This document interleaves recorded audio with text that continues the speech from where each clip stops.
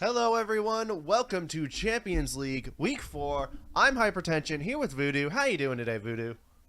I'm doing well. How about yourself, Hyper?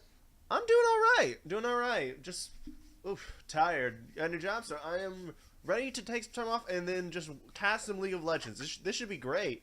We have W5F versus Lie, Cheat, and Steal! Yeah, man, it looks like it's going to be a good match. Two good teams, good league to watch. Most certainly, and unfortunately, I do not know the records of these two teams, but it shouldn't be, but this still should be a good game regardless. It's two Champions League teams. Also, this is a game I'm very excited about because there's a certain person I get to meme. This is going to be great. You're excited about this, aren't you? Oh yeah, Dawn, you know what's coming. All right, guys, we're about to get started into draft.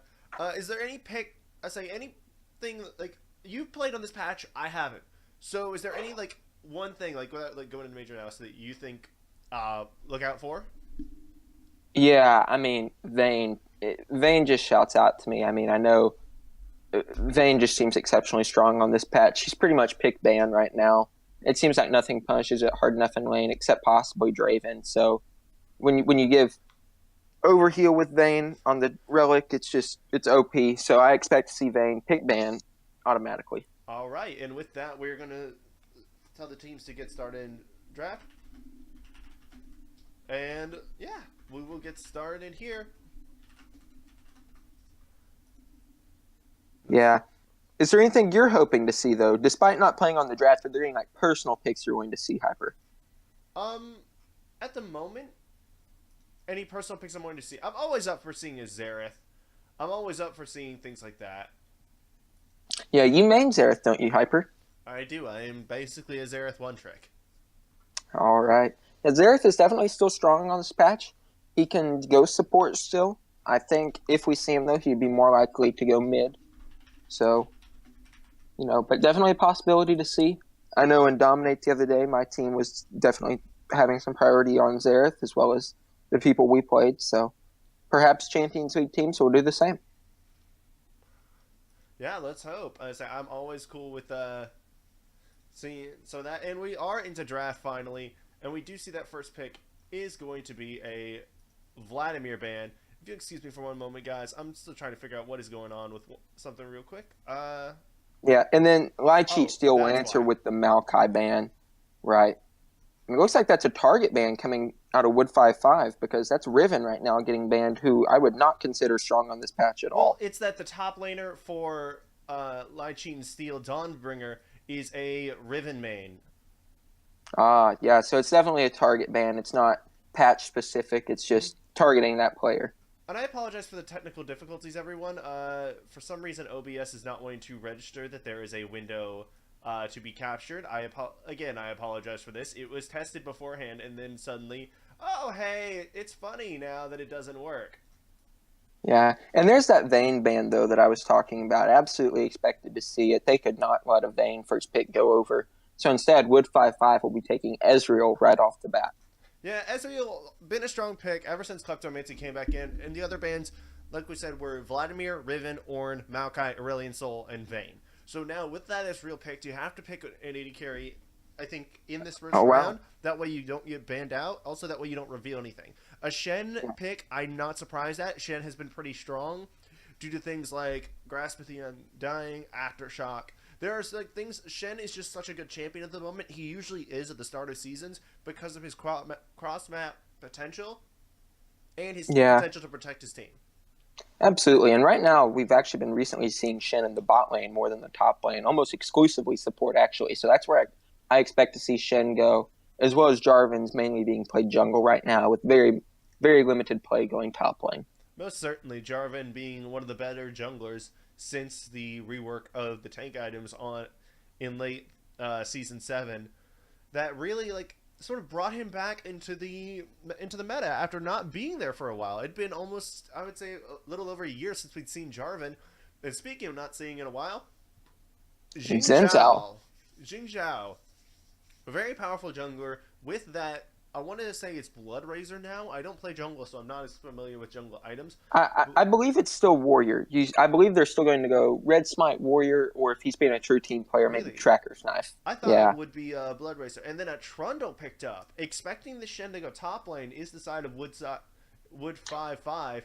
So you Well, really keep have in mind this Trundle can go support as well. it can, and now that is right. That is a good flex pick. In which situation it would have been good in either situation. But now with that Thresh pick, LCS kind of tips their hand, so you kind of know that's a Shen top, that's a Thresh support. So that Trundle will probably be thrown into the top lane.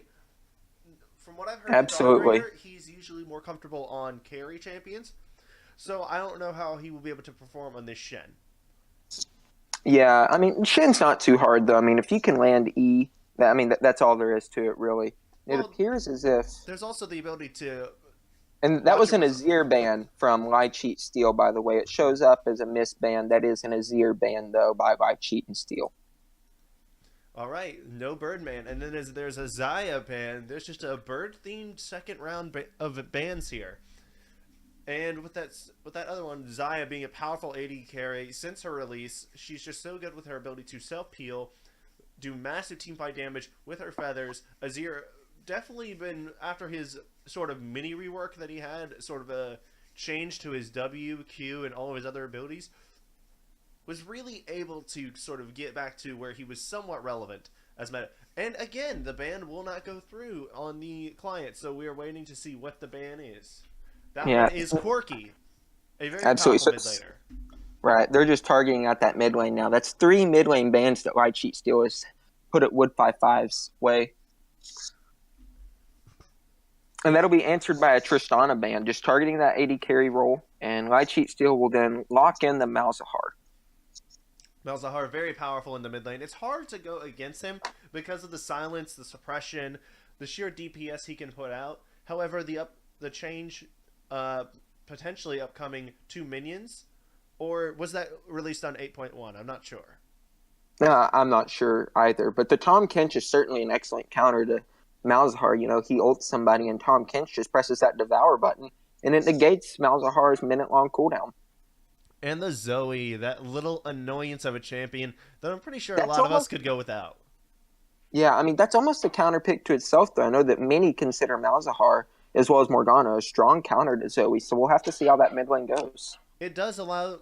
They are very few one of those few champions that are able to lock her down and prevent her from being slippery in those fights. In Absolutely, addition, but his shield prevents the Sleepy Trouble bubble from enacting just straight off the bat. So it prevents that sort of 100 to 0 from out of nowhere that she has. And then the Callista to follow up. Honestly, not a surprising pick. Just because of the fact that Callista is a powerful champion. Not as powerful as in some recent months. At one point, she had a 100% pick ban at Worlds. That was... I'm sorry, 100% ban rate at Worlds. no Which pick was ban. You're right on pick ban. no, because it was never picked. It was only banned. It No, was a 100% it was red side ban rate. no, it was picked a couple times in the play-ins of Worlds. I Okay, remember I'm talking White about Lotus the group. got a pentakill on it. So I was talking about group stage. But yeah, in the group stage of okay, Worlds, it was 100% pick ban. I would say 100% red side first ban. right. So right now, it appears as if we have two powerful comps. How are you expecting to see each side execute their comp, Hyper? Okay, with the comp of Wood 5-5, it's very pick oriented. It's not very team fight. If you look, there's a lot of single target damage. You have Trundle, who's notorious for being the anti-tank. You have Zoe, who really only hits one target at a time. Ezreal, who can put out a lot of DPS, but generally is better in 1v1, and Jin Zhao. There's a lot of damage, a lot of mobility, and a lot of sort of potential to shred tanks and squishies both with this lineup. And there's some decent protection if the Trundle builds tanky and Tom Kench. However, the side of Lie Cheat and Steal, I believe, is a little bit better because you have a better team fight combination. And I think that a lot of the time you can pull off an easier combination. Plus, there's more tanks than really I think Trundle will be able to deal with. There's a lot of lockdown to deal with if you're a Tom Kench. The thing is, what do you eat? Do you eat the person who's being ulted by Callista, the person who's being ulted by Malzahar, who's being hooked and flayed by Thresh, who's being ulted by Jarvan, who's being taunted by Shen? I think there's just a little bit too much there for the Tom Kench to reasonably handle in a team fight. So I'm gonna give it to Lai Cheat and Steel here. Yeah, absolutely. For Latch Heat and Steel, though, you talked about that Shin and that Thresh and all. What are you expecting to see out of Jarvan? Are you expecting to see the Warrior into the one-shot build, or or the Cinder Hulk, possibly a Black Cleaver, more Bruiser slash This tank? isn't Rampage. We won't see the one shot build. It's not Rampage, but even at high elo right now, the one-shot build is very, very popular. It's Or even if you don't go one shot, I mean, Warrior into Cleaver is still very popular before going tank. So I think there's potential. I mean, there can be potential. Oh wait, I forgot. I'm on the wrong thing. Whoops, my bad there, guys. And anyhow, though, so you talk about the Wood 5-5 having all that pick potential. I think it's also notable to note that they win the split push. That Trundle will beat Shin.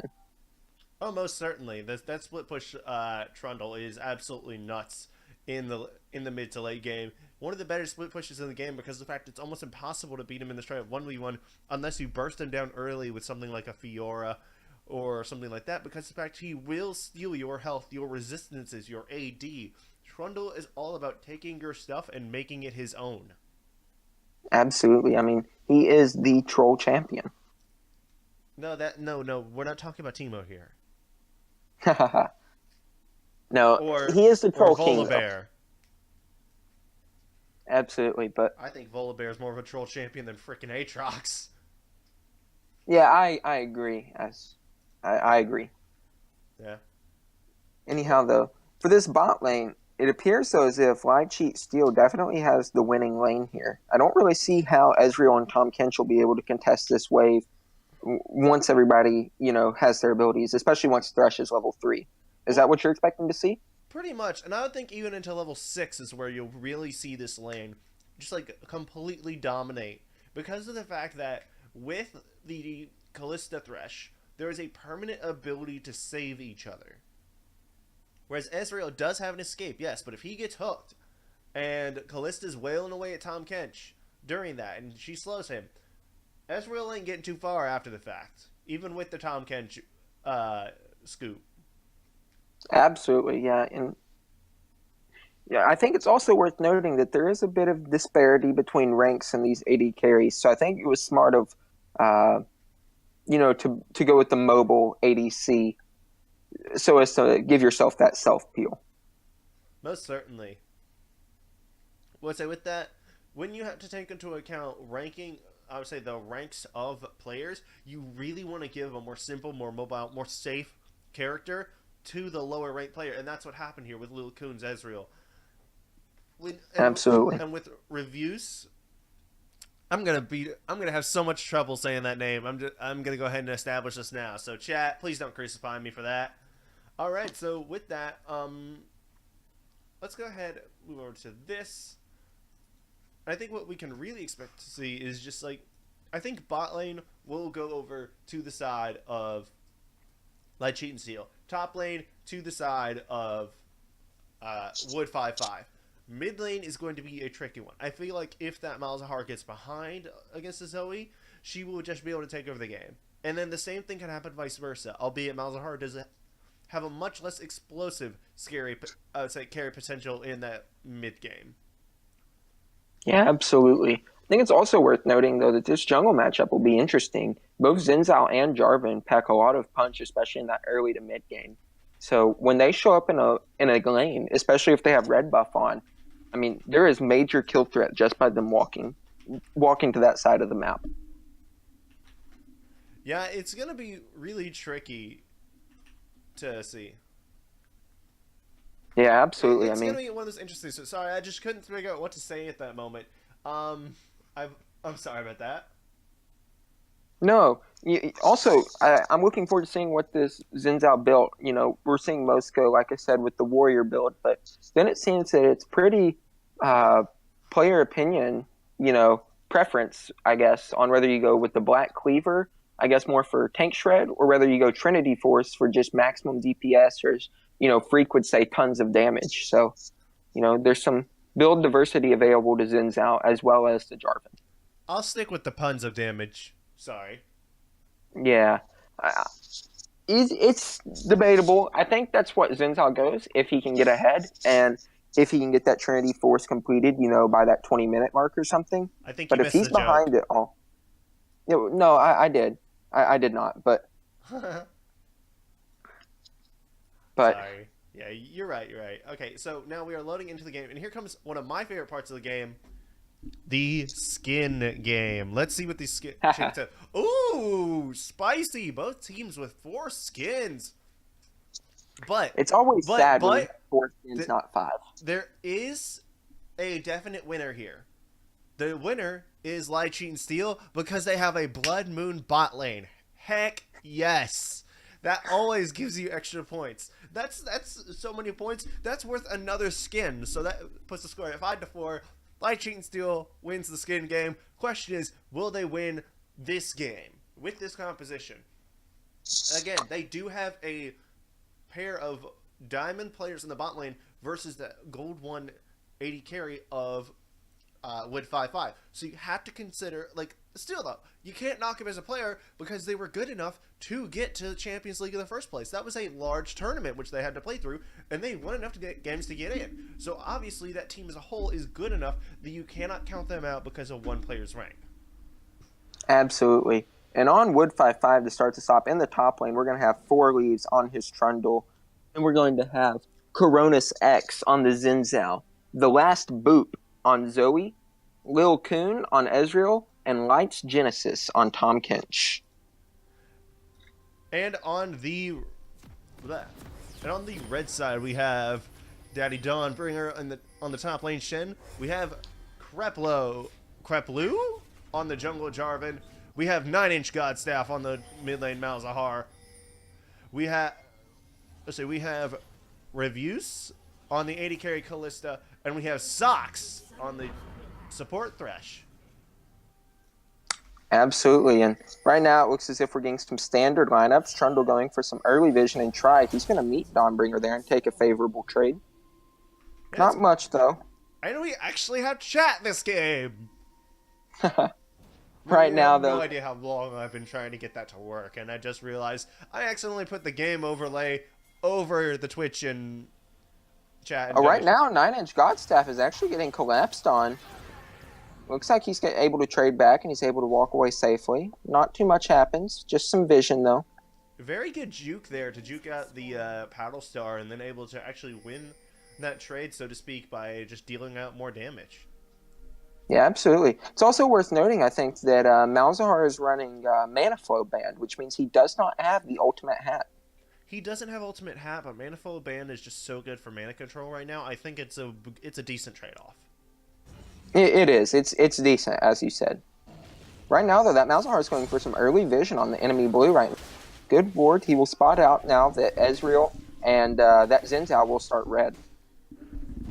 Yeah, that's going to be a trick for that. Wait, Trundle's actually soloing red buff right now. He is stealing that. Oh my god. That is massive for the Trundle, because if he can get that red buff, he can teleport to top lane, and he will have an innate advantage going into this lane. Between Absolutely. on that, he'll also be able to buy. So I say he'll be able to replenish his spots, and then also have that red buff heal and damage buff to it. So it's going to be tricky now. Oh, he's not even backing. He's just going straight there. I mean, the Shen doesn't really have kill potential, so there's no threat. I mean, you're completely right. I mean, plus that innate lifesteal, I believe, from the Trundle Q, the bite. I mean, that plus red buff, and he does not need Corrupting Pot. Yeah, plus the AD steal from the bite will just make those trades even harder for Shen. That first red buff steal was actually fairly ingenious. So, like I said, just because a team has one player that's of low rank, you cannot count them out, because oftentimes they got here because other players can compensate. 4 leaves definitely made a very smart, if risky move there. Yeah. I think it's also worth noting, though, that we do have Reviews on the Callista choosing to go for the Relic Shield start, probably taking Overheal as well in that precision tree, whereas Lil Kun on his Ezreal instead opted for the Doran's Blade. Lil Kun. Kun friends. I say we yeah. we gotta fight top lane. Yes, we do. Although I think, wow, I mean, No, 4-Wave's almost biting off more than he can chew. I mean, Shen does do decent damage early, so Xin Zhao looking to just add some pressure so he can push out this lane and then probably reset for, I'd assume, something like a long sword and rejuve bead to head towards that Tiamat. yeah, but that I say Trundle, he just needs to understand that in the early game, there's still a lot of potential for Shen to fight you. Trundle's main power comes after those first few levels. Once he gets subjugate, then you're in trouble. Yeah. Right Until now, then, though, you have to be careful. Jarvan's actually getting a good invade going. Went from Raptors to Krugs, and it looks like he's pressuring bottom side right now as well. Yeah, and also I apologize for the visual bug of the Malzahar minions. They are causing my client to go a little bit buggy, no pun intended. But overall, what we are seeing is this jungler shift down to the bot lane. No real pressure able to be applied because of how far up Revius and Sox have pushed this lane. Yeah, absolutely. Right now, I also think it's worth noting, though, that the Trundles... Oh, actually, right now, the Flay lands on the Lil Coon, but there's that Tom Kinch Devour just denying any potential for a true kill. Yeah, ooh, taunt miss. Yeah, the taunt misses, and that W from Shin right there blocking the Trundle auto attacks as well, so that's a favorable trade for Shin. He's actually up in CS right now as well. Yeah, and 9-inch Godstaff just juking all of the abilities. Not able to juke the auto attacks, but juking everything else like a god there.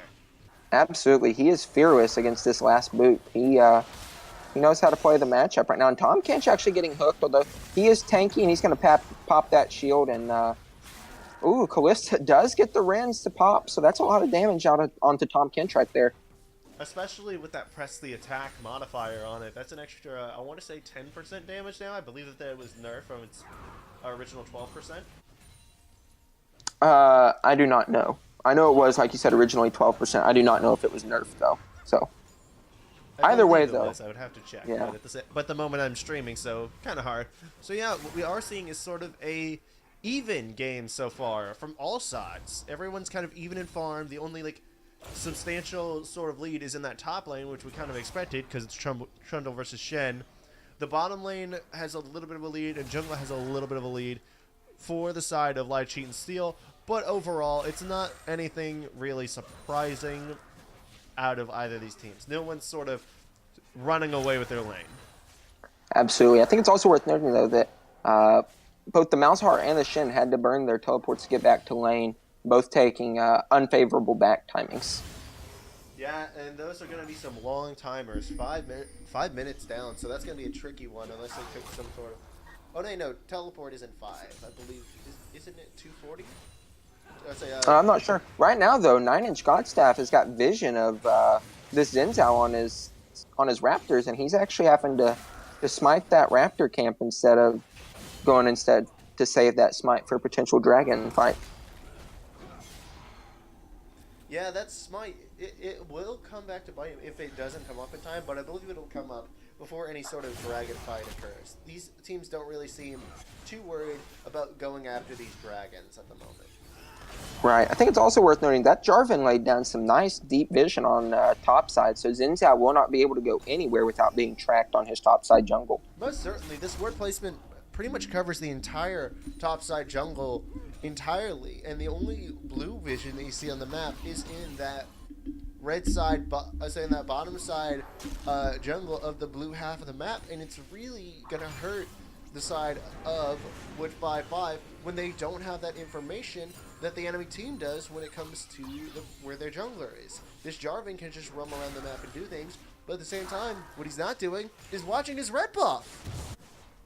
Yeah, absolutely. Trundle's going to go take that again. He's got the timer on it, and so, I mean, it's really just an easy steal. I mean, well played from Trundle. I imagine, he's just going to reset after that, but he may not. Actually, he may be roaming mid right now. It looks like they're looking to collapse on the 9-inch Godstaff right now, and he is none the wiser. The pillar for the slow, Malzahar is forced to flash out early, and the bubble does land. Will this be a kill? We're going to see right now. He's low. Could this be first blood? Here comes that Shen ultimate as well as Malzahar ultimate. Jarvan comes in right there, lands the EQ combo. Right now, first blood for Jarvan. They're looking to keep on going and push out this lane. Well played from the side of 9-inch Godstaff and Dawnbringer. 9H Godstaff sticking around a little long and almost got blown up because of it. Barely dodged the Power Star. But a kill over to Creplu. I'm probably just gonna say Creplo or something like that. But a kill over to Creplo and assist to Dawnbringer and 9H Godstaff. God, that joke is funny. Really, it's gonna give this extra gold that they need to just be able to pick off a few items and be able to just get ahead of their opponents. We see that now there's a Fiendish Codex and a Lost Chapter for 9H Godstaff. We see the Balmy Cinder coming out for Dawnbringer, and he's still at base, so he probably could buy it just a little bit more. Yeah, absolutely. It is worth noting, though, Creplo did pick up the kill, and due to the Balmy Cinder, we can see that he is going for the Cinder Hole tank Jarvan, so he will not utilize that extra 300 gold as well as, say, the Malzahar would have. So, that's at least a small win for the side of for the blue side here, that they did not give over the kill to the Malzahar. And both junglers taking Smite still, which you kind of see at this high elo. You don't really see the the red or blue Smites because in fact they're not as effective as Vision at this elo, especially. And you really love to see that these players are more focused on Vision for their team than just their own individual play. Because even at some elos, you'll see them take Chilling Smite or Challenging Smite to try and do it. Oh, right. Again. Actually, they're going to repeat gank right now, and there goes that E landed by Zoe. But the silence coming out of Malzahar, stopping the Q from coming in from Zoe right now. And that's a flash from Zinzao. He flashes. Malzahar has no flash. That's an easy pickup right there for Coronis, and that's just who you wanted on for a Warrior Zinzao. Yeah, and unfortunately for the side of 9H Godstaff, he never really established any sort of vision to protect himself. He didn't establish vision in that same gank path in which 4 Leaves used before, so it's kind of his own fault that he got ganked. Yeah, absolutely, it is his own fault, and right now, though, Trundle's looking to run down this Shen. The pillar lands, he's got the slow. Shen lands his slow as well with the Q right now, but Trundle's just horde walking him down, forcing the TP right now from Malzahar, and the taunt lands right now. Trundle may be biting off more than he can chew right now. If Malzahar has ult up, which he does, that will be a dead Trundle. Here comes the ult right now. Do they have enough damage to kill him? I do not believe they do. Will they turret dive? And they do not. That is an ultimate and teleport burn from the Malzahar in order to save Shen. Yeah, if he had flash there, that would have been a definite kill. But the fact of the matter is that he teleported in at what I believe to be the wrong minion. He teleported to the closest one instead of the farthest one, which could have cut off. Right. Actually, right now, though, Zinzao's looking to try to hold this tower and may die for his trouble. We'll just have to see here. Oh, my goodness. Oh, is this an outplay potential? No, it is not. 9H Godstaff correctly tanks the tower, and it looks like this will be First Blood Tower over for them, as well as that kill. Unless Zoe can clear the minions in time. Let's say there's a Zoe there. I believe she will. I don't think this is going to be First Blood Tower, but it's awfully close. I think that there's no other towers on the map that really could be pressured at this time, so I think eventually that tower will fall. If you put any more members other than just that Shen up top, that tower will fall. Yeah, Unless absolutely. there is forward pressure in the bottom lane, in the mid lane to an extent because of that fact that Malzahar's got a lot more wave clear potential than does the Zoe. Oh, there is a lane swap going on, ladies and gentlemen. The Malzahar and the Shen have swapped places. I don't know how it's I feel it's about so this. the Malzahar can wave clear against Trundle, and hopefully through his ranged auto attacks, get down that First Blood Tower, I would assume.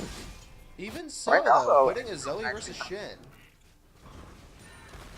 I mean, yeah, that's... Zoe can't really, one-shot the Shen, so he's fairly safe. And oh my goodness, actually, I missed that. Trundle just solo kills the Malzahar. I guess I completely missed that. So, absolute solo kill right there for 4 Leaves. Yeah, it's lane swap did not go well. It's really not what you want to see when you see that Malzahar take a hit like that and then just go down. When you put him up there to be able to push against the Malzahar, against the Trundle.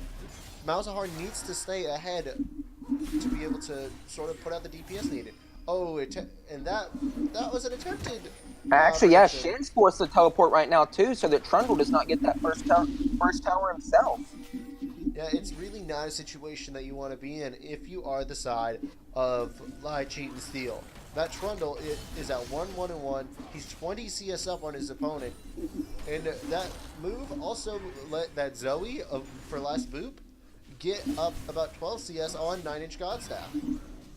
Yeah, absolutely. It looks like they're really trying to pressure for this first blood tower on both sides, top side. Jarvan right now finally getting, I believe, to be his first red buff of the game. Yeah, I would say that first red buff is going to be good for him to finally be able to get. Finally the Trundle isn't in his jungle trying to steal it.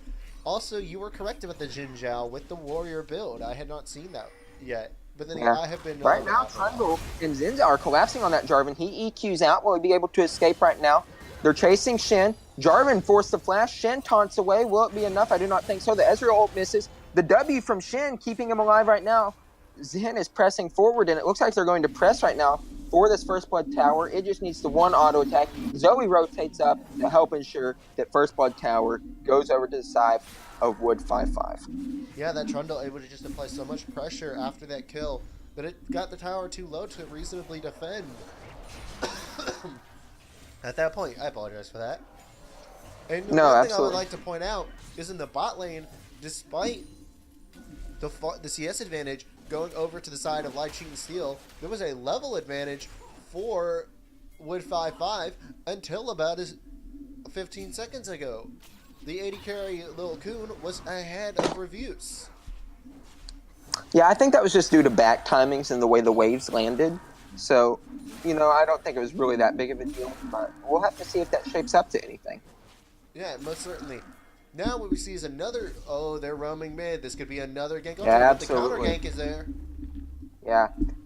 That Jarvan did the right thing there, helping to protect his... who he knew to be his weak laner in Malzahar right now, who's having to push this lane against Zoe, looking to apply some pressure. Meanwhile, Xin Zhao takes down that Rift Herald quite easily and is looking to probably hand off blue buff to Zoe, but...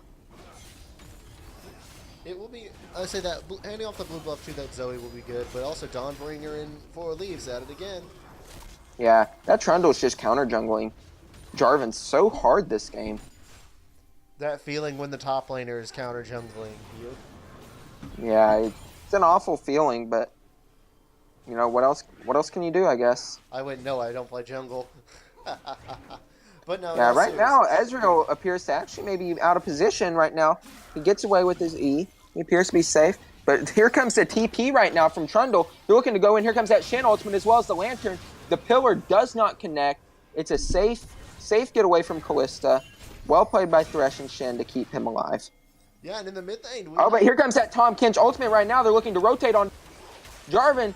EQ's out. The Tahm Kench Q is not enough to secure a kill. And right now, this Trundle is actually caught out himself. He is forced to flash away, but here comes that Tahm Kench Devour. The hook lands by Thresh right there, and that's not enough. The Flay lands as well. Tahm Kench forced to flash away before Ren gets him. Right now, they're looking to go. The pillar slows him. That's the Xin Zhao ultimate right now. And Thresh goes down. Kalista takes down Ezra as well, and she's kiting back. She's looking to stack those Rens. She's looking. She hops over the wall. She's going right now. But right now, Shen is asleep. They look to get Shen right now, but he's going to flash over the wall. And it looks right now to be a 1-for-1, should I say. But here comes that Malzahar ultimate as well as the Jarvan EQ. And Xin Zhao will go down. This will be I believe, a dragon to go over as well after this fight that ensued. I don't think they're going to try and push for dragon. I think they're going to try and push out, but it's not over. Yeah, actually right now, though, Jarvan looking to get deep vision and is punished for it. Oh, my goodness. That was an overstay if I've ever seen one. Right now, Tahm Kench looking to clear that wave as well, bottom, so that Kalista cannot get the tower. Yeah, overall, a good fight for both teams, except for there was one thing in that fight that really would have started it from the beginning at a different pace. Kreplu walked away from the Raptor pit and left 9-inch Godstaff out to dry in the mid lane, walking the complete other direction while... Oh, right now, that's a total on to 4 leaves. He just disrespects that. He just disrespects the Malzahar damage trying to clear that wave. And I kept talking because I didn't think he would actually get the kill. Yeah, so did I. I thought 4 leaves, so, just walk on out of there. But that is a squishy Trundle. He had no ultimate, and he's sitting on a Ravenous Hydra and Ninja Tabi. I mean, only just now did he pick up a Null Magic Mantle into what I assume will be a Spirit Visage. Yeah, that's good. That was not a kill you wanted to give over. But overall, like I said, like Krepmu was away from that fight, so it resulted in the overall even fight. But now it's been evened up again by 9-inch Godstaff. You're looking at the top laner for the side of W5F and the mid laner for the side of Light Sheet and Steel, and you have to think that these are the two pivotal players in this game. We see a gank bot lane. Yeah, we do, absolutely, right now. And it looks like they're going to be able to kite this away. I mean, both of those being exceptionally safe, you know, that Thresh. And right now, Dawnbringer is actually going to get himself a turret top lane.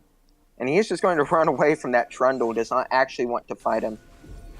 Right now, though, Rift Herald being summoned bottom lane, so I expect to see a dive here, but Kalista right now is just, I mean, it gets one decent smash on the bot lane tower. That does not appear to be very effective from the Xin Zhao. What can you say? Queen of objective control. There's a reason that you don't steal Baron from Kalista. She's able to whittle down single targets insanely well. But we have a fight mid lane. Yes, we do. And right now, Trundle just takes down that 9-inch Godstaff so fast, and they're looking to go on the Shen and the Xin Zhao ultimate to knock him back. And Coronis will pick up that kill onto Shen. I assume they will push for mid tower right here. That Xin Zhao does so much damage with the Warrior and the Phage. And here's where you would have liked to have had Rift Herald. Yes, I agree. Right now, such a waste compared to what you could have done right there. You could have possibly pushed for the tier 2 mid tower if Shelly had still been in the pocket of Coronis. Absolutely. Right now, though, Coronis is actually looking to try to gank bottom, perhaps, or instead go for that dragon. We will have to see. The last Boop is roaming down as well. If that E lands, that's surely a kill. Most certainly. It might not kill the Thresh, but if it lands on refuses Kalista, it's 100% a kill. She's forced to back off right now. Tom Kench going forward. The Flay is good from Thresh to help keep it away, but Xin Zhao's still going in. He's going in. There comes the Thresh box. The Shen ultimate. Kalista's kiting. Oh, the Tom Kench Devour and the Sleep lands as well. And the Taunt lands as well. Oh, everything's landing right now, and Coronis goes down, over diving. He is halfway on the way to tier 2, while tier 1's still up. I mean, what's he doing? I think he's just trying to overcommit. And while that fight's happening in the bot lane, Trundle is top lane, taking the lane as a result. So you have to think, what are they going to do? They're going to send up Dawnbringer to the top lane. How much are they going to try and trade on this side of the map? Oh my goodness. That last Boop just chunked Thresh out. That's insane. Here comes the Cataclysm down onto the Tom Kench, onto their Ezreal. Tom Kench devours, Zoe right now, and they're looking to kite right now. Kalista's kiting. Kalista's exhausted, but the Rend has not been popped. Last Boop takes down Thresh right now, but Kalista takes down Zoe as well. Right now, Top is going as well. Tom Kench is looking to hold the wave, but he will die for his troubles. The EQ does not land. He pops the shield. It's not enough. Ezreal looking to get some poke down as well, but it's not enough. That is tier 1 bottom, traded for some damage onto tier 3 top. Overall, that was just... I think this is going to be an advantage to Light Sheet and Steel because they're also looking to try and get this dragon. I think that is a very risky move with the fact that Cronus is up. And he does have flash, so he will definitely be in... Oh, he's just going to kill this. He's just trying to kill the Kalista. Heal from Kalista right now. She's cutting it out. She's going to get away right now. Malzahar is looking to pick up the kill. The Q does not land. EQ lands, and Jarvan takes down that kill onto Coronis, and they will not get Baron. Ezreal now looking to poke him out, but he may have been debated right now. The Q lands from Ezreal. That stopwatch right there from Jarvan coming in clutch. The minions forcing Ezreal to flash away. Lil Kun doing his best to kite this out. He has that Iceborne Gauntlet. The slows right now allow him to kite indefinitely well. That Tom Kench ultimate to just help keep him alive right there. When it's 1v1 plus a Malzahar, that plus Malzahar is pretty much going to win almost every time because of the silence and the malefic visions. So overall, what you have to think is, Riot, please don't nerf Malzahar. I love him in his current state.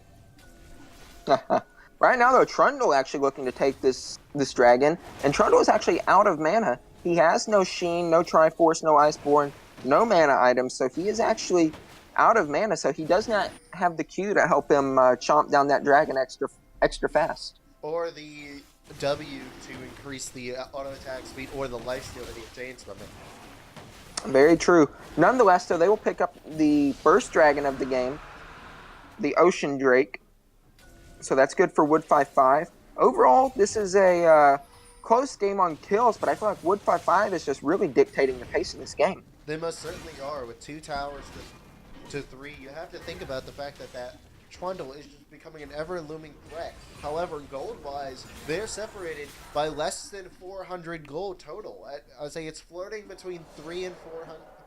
And I say somewhere between 2 and 400 at every point while I'm talking. And now it's down all the way to 200 again. So it's really just going back and forth here. This is a pretty even game. Yeah, absolutely. And I think it's also worth noting that the Jarvan, despite being Cinderhulk, wanted to pick up the Black Cleaver to, have a little bit of kill threat onto that Ezreal, onto that Zoe. So I think that was a good call from him. Get himself some early CDR as well as the 40 attack damage. Yeah, that Trundle was trying to go at it, but unless he goes all in with the Subjugate, he's not going to be able to kill that Shen, who has a Sunfire Cape, and a Bramble Vest, and a Doran Shield. And plus Ninja Tabby. I would say, and Ninja Tabby. Plus 9-inch Godstaff is, of course, hovering this Shen. He's not going to let him get 1v1. If Trundle commits, 9-inch Godstaff will be down immediately. Yeah, plus, like I said, the Shen is so tanky that he won't be able to finish that kill before anything happens. I think Trundle's just going to look to ignore Shen and just beat down the turret. But right now, actually, looks like 9-inch Godstaff is actually collapsing onto Trundle right now. He appears to be caught out. He is caught out, absolutely. That taunt lands. That Malzahar is looking to get that suppression down. But instead, Trundle ults the Shen, I believe, and he's looking to go forward. Yes, he does. Right now, oh my goodness, he's actually just pushing him out of lane right now. It appears he's still going to get this tower as Malzahar is forced to come back mid to try and pressure. The EQ lands onto Tahm Kench as well as the pool. Tahm Kench flashes away. There comes the Cataclysm to secure the kill. Right now, the suppression takes down Xin Zhao as well. Trundle gets the turret, meanwhile, bot lane. But that is traded for 2 kills mid, as well as what will probably be, Lil Kun actually with the return. Thresh taking the hook in, plays the Shen ultimate to keep him alive as well as the heal, but Lil Kun takes down Sox. And there comes Quista flashing forward. The wind's not enough. 9-inch Godstaff, though, will take down the turret as Trundle continues to push bottom lane, just bullying the Shen. Sox just going in like Schwinn there, like the long range hook. And yeah, he overcommitted because he was so low health. But he really should have just exited out. Just like nope, uninstall. I'm not going for this. Oh crap, I'm going for this. Yeah, here comes that Tahm Kench ultimate, though. The silence going to land from 9-inch Godstaff, and I believe he's just going to be able to walk away from this. But there comes that far side alteration to help get some vision. And right now, though, Trundle's just continued to do work on Dawnbringer. Again, he's not really doing much work because of the 3 armor items on Dawnbringer. He is sitting at a grand total of, I want to say, about 150 armor at the moment, which is more than enough to sort of stop Trundle at the moment. It's basically 2 wet noodles at this point. Well, I mean, the damage that he does comes from turret shots. Well, the damage that Shen does comes from his turret hitting, not from him actually, Well, yeah, that's beside the point, though. Yeah, whatever. And at this point right now, Shen is sitting on 242 armor. Jesus Christ. That's a lot of armor. He has a Thornmail, Ninja Tab Eyes, and a Sunfire Cape. But if you think about it, he needs it because of the fact that Ezreal, Xin Zhao, and Trundle all deal AD damage. I say all deal attack damage. And the Zoe isn't really bursting anyone this game. Yeah, she's got a lot of assists and a lot of participation, but she's not doing a lot of the massive amount of damage. And yeah, right now though, that Drowsy lands onto Thresh, and that'll be that takes him to half HP. But right now, 9-inch Godstaff looking to go onto Trundle, but he might have bit off more than he can chew right now. Trundle's just chasing down that pillar, lands so slow. Here comes the silence from 9-inch Godstaff. Trundle's going forward, but he's forced to back off. Let's hope those. Oh my goodness, he goes forward. But the Zonia is right now from 9-inch Godstaff. But the lifesteal from Trundle is enough to keep him alive right now. And the silence comes in, and 9-inch Godstaff with the solo kill right now onto him right now, as well as Ezreal taking down the Jarvan right now, and Tahm Kench right now is on the Thresh. He eats him. The Devour used offensively instead. Right now, though, Shen appears to be getting away. He taunts over the wall, and Thresh sends him to safety right now. But the hook lands, and Reviews kills Zoe. He is unstoppable right now. They're going forward. Lil Kun is trying to kite. He has that Iceborne Gauntlet. He has a slow. 9-inch Godstaff flashes forward, misses the Q onto Lil Kun. Coronas takes down Malzahar, but right now, this Reviews is just unstoppable. He's going forward, but no! Lil Kun shuts him down. They're going forward onto Shin right now. Dawnbringer's forced to kite away. He's looking to just run away, Zan goes forward. He lands that slow from the W. The Ezreal, he's looking to go offensively onto Lil Kun, but it is not enough. And Lil Kun takes down Dawnbringer. He is unstoppable, and they will push mid. And you think overall, that was a 4v5 for the side of... Wood 5-5. And here comes the teleport from Trundle right now to secure this tier 2 mid. Yeah, and overall, just a massive upswing for the side of W5F because of the fact they were able to win that sort of 4v5. Yes, the Malzahar kind of messed up by not being able to land his EQ combo onto that Ezreal. But overall, that fight was just so almost one-sided because of the fact of how they were able to kite back were the carries of W5F. Yes, last boot and like Genesis got taken down. And yes, four leaves got taken down on the opposite side of the fight. They may be baiting this. Yeah. But I have to cancel my thought because I see something I love. Oh, I see the yeah, they're waiting Death right Bush. now. Oh, here it goes. Oh, that's a good lantern from Thresh, but the pillar lands. Jarvan's forced to EQ out. That asleep is on Jarvan right now, and Tahm Kench has his stacks onto Jarvan. Thresh is forced to use the box defensively in that choke point. That's a good box from Thresh. Yeah, very good box because it encompassed the entire area there, the entire avenue of escape. So honestly, with their entire members up and the Ezreal being on the bottom half of the map, they could definitely go for a fight here and most likely win because that Ezreal is on the opposite side of the map. This is one of those moments where if you're on the side of Light, Cheat, and Steal, you should really be looking to pull the trigger because you saw the Ezreal bottom. Yeah, absolutely. I mean, right now, though, Jarvan's actually looking to get a reset in. And it looks like W5F are looking to reset as well, but it appears as if Light, Cheat, and Steal are just wanting to establish some vision over the Baron pit right now. They've been behind on the vision game ever since the first few minutes. Perhaps get that Rift Scuttler and establish, like I said, their vision. That also, if they start out Baron, it's going to be hard for them to steal it away because of the fact that Ryu's is on Kalista. I say Kalista just the queen of taking objectives, say of neutral objectives. So it's going to be really hard to outsmite a Kalista. Yeah, and I think it's also worth noting that Kalista GA is down. I mean, the passive has been procced. She does not have that extra life. It is, and a lot of ultimates burned there. True Shot Barrage, burned there. I say the portal jump was used to try and get something. There was just a lot used to try and engage there, and it didn't really pan out well. That Ezreal ultimate will not be up for, I would say, about another 20 seconds at a minimum. So this is really one of the situations where, again, if you are Light, Cheat, and Steal, you make something happen. Oh, right now, though, last boot maybe cut off the EQ. Zoe is forced to flash away. Jarvan's looking to continue. He's wanting to get that Cataclysm if he can. But Zoe will get away with the use of her flash. And her real flash, I should say. And the whole time this is going on, the Trundle is taking Dragon. Overall, that is another Dragon over to that Trundle. Yeah, absolutely. I mean, that's well played from Thorley to say, you know, there's no use in me grouping right now. Let me, I can't really split bottom safely, but I can take the Dragon. That's another Ocean Drake over to the side of W5F. And Trundle actually right now looking to contest vision at least on the blue buff. Yeah, perhaps even steal it away. 1v1 this Malzahar though, who does have ultimate, who does have his Leandry's Torment. He's got a lot there. Oh, nice suppression right now as well as the EQ. On to 4 leaves. 4 leaves Jarvan pops the Randuin's for the slow, and 4 leaves is caught out. That Q lands from Malzahar to secure the kill, and he was out of position.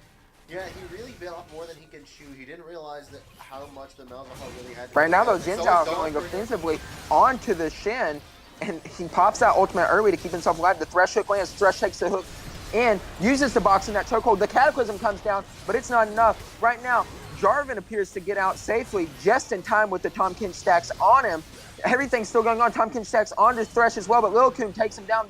The Lantern not in time. Malzahar out of position right now. Tahm Kench flashing forward. Malzahar flashing away, landing the Q onto Little Kun, taking him low. Drowsy onto Malzahar right now, and he will be burst down. Oh, but the Zonius to keep him alive, and he takes down Tahm Kench while he can. Right now, though, can he do it? Dancing Master Mother! Last boot, forced to use Zonia's, or should I say rather his W, what was Malzahar's Zonia's. Oh my goodness. 9-inch Godstaff, the Dancing Master, juking out so many skill shots in that fight. Wow, that was... Whew, I had to stop myself that was impressive.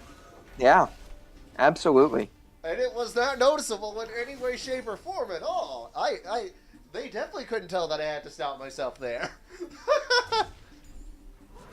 Dang, yeah, that was impressive. I think it's worth noting just how strong this Ezreal is right now. He's sitting on 4 full items and a BF sword. Yeah, the Kallista's not far behind him. She's only 200 gold overall behind that Ezreal. Overall, this is just a bot lane that was a powerhouse 80 carries that you really have to worry about when it comes down to these fights. Yeah, I think it's also worth noting, though, that this Xin Zhao is going to be a true team player. He has that Aegis looking to build into the Locket of the Iron Solari, but right now they're going on to the Jarvan, who was hit by the Zoe E, but he is able to EQ and Lantern out to safety. Yep, and oh, 4 leaves, you're in a tight spot. Right now, though, Trundle appears to be caught out again. That suppression coming down onto Trundle, but he gets the ultimate off on Shen and time to stay alive. But the Shen taunt lands, and Trundle instead flashing over the wall, looking to lifesteal up off of the Wolves, but it's not enough. Meanwhile, though, it appears as if W5F had started the Baron, and they take down the Jarvan in time.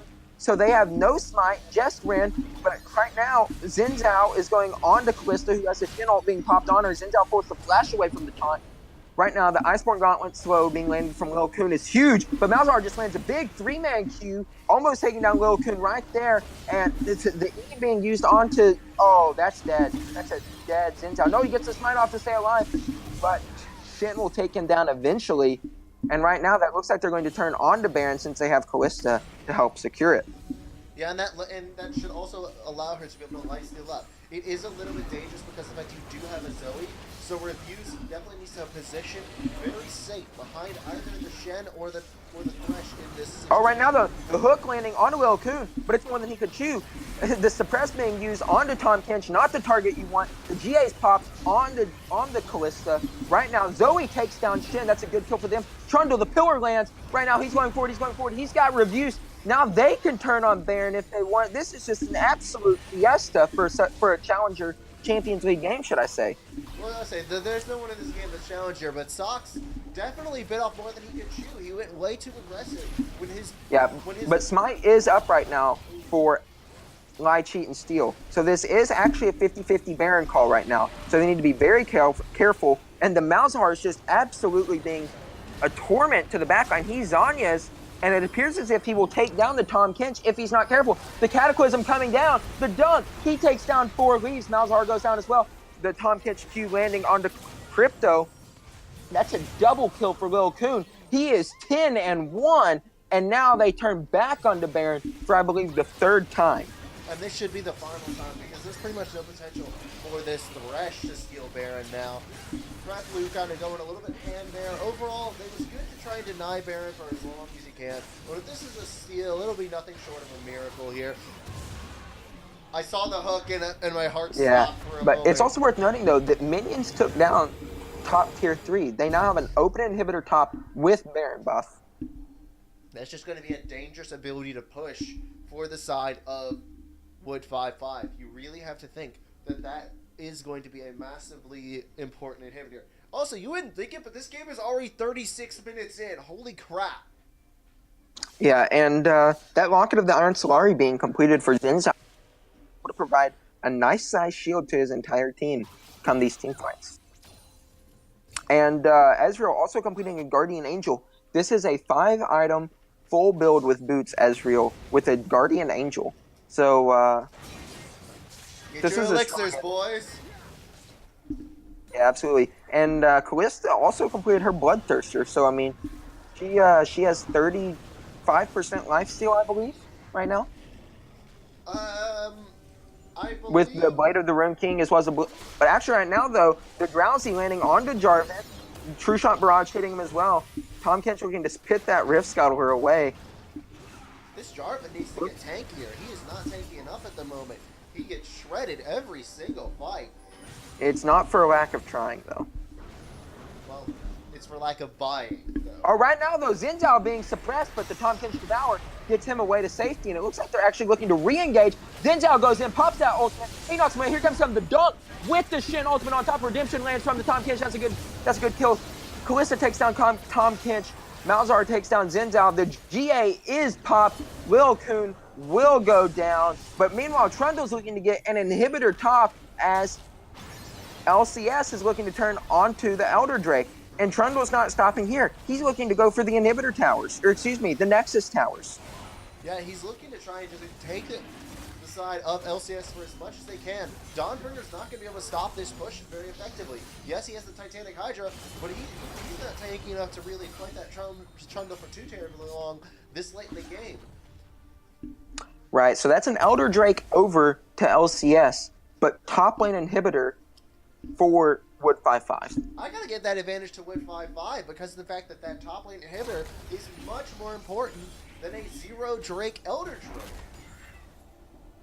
Yeah, absolutely, I agree. 0 Drakes, and they're fighting over it as if it's a 4 Drake. Like, well, they're fighting over it because they can't afford to give Baron buff and Elder. They had to fight for it. That I can understand, though. I'm talking about, like, after the 2, they just continue to, like, focus just on the Drake and ignore the Trundle top lane. They instead focus their attention mainly on the Drake. If that was even a 2 Drake Elder Dragon, I could understand that. But I think they should have sent at least one other person back. I think that they definitely could have gotten the Drake with just the Callista, Thresh, and Jarvan. I think 9-inch Gods had no business being there.